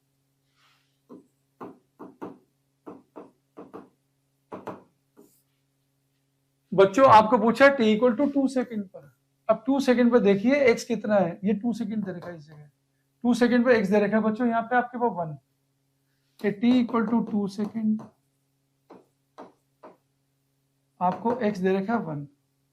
तो बच्चों एक्सेलरेशन, और यहाँ पे देखो t/2 बच्चों, t/2 आपके पास है 4, तो t आ गया बच्चों 8 सेकंड, t होता है बच्चों 2π/ω, तो ओमेगा कितना हो गया बच्चों, ओमेगा आ गया 2π/8। मतलब पाई बाई 4। अब बच्चों आप क्वेश्चन का आंसर आराम से लिख सकते हैं। एक्सेलरेशन आएगा minus omega square into X, मतलब minus pi R square by 16 metre upon second square. तो चार ऑप्शन जो दे रखे हैं बच्चों, चार ऑप्शन में से क्या है कि हमारा आंसर बनेगा ऑप्शन 3। तो बच्चों हमारा आंसर है ऑप्शन 3। तो बच्चों ये हमारे पास क्या है कि नीट 23 का क्या कि पेपर था। इस पेपर में आपको जो की कंसेप्ट बताया, अगर ये नहीं बताते तो आपका क्या कि पेपर बहुत जल्दी सोल्व हो जाता। कहने का मीनिंग इन क्वेश्चन को किया कि आप आराम से क्या कि 30 मिनट में सोल्व कर सकते हैं। लेकिन बच्चों की कंसेप्ट आपको क्यों बताएं, ताकि एग्जाम में अब जब भी पेपर आएगा तो आप क्या कि इसको 30 मिनट में सोल्व कर सके 45 मिनट की जगह। ओके, पहली बात। दूसरी इंपॉर्टेंट बात बच्चों, ये की कॉन्सेप्ट और इससे लिंक जो बताएं, अब ये समझ लीजिए कि इस पेपर को आप क्या कि अगर 2-3 बार करते हैं बच्चों, तो आपको गारंटेड किया कि बच्चों 10 क्वेश्चन अप्रोक्सीमेटली नीट 24 में मिलेंगे। तो मतलब 10 क्वेश्चन आज आप क्या कि पक्के करके जा रहे हैं बच्चों। कल बच्चों मैं आपको किया कि नीट 22 का पेपर डिस्कस करूंगा, परसों मैं आपको नीट 21 का पेपर डिस्कस करूंगा। इस तरीके से क्या है कि सारे कॉन्सेप्ट सिखाते सिखाते तो बच्चों ये मान लीजिए कि आपके पास 30 क्वेश्चन क्या है कि ऑन एन एवरेज तैयार हो जाएंगे। अगर नीट का आप पेपर देखोगे तो हर साल बच्चों क्या है कि 35 क्वेश्चन क्या है कि ऑलमोस्ट रिपीट होते हैं बच्चों, किसी न किसी तरीके सिमिलर नेचर के होते हैं। तो बच्चों आप तीनों पेपरों को एकदम बेहतरीन तरीके तैयार करिए, तो 30 क्वेश्चन तो क्या कि गारंटेड आपके क्या कि तैयार हो जाएंगे, फोड़ देंगे। ओके बच्चों, थैंक यू।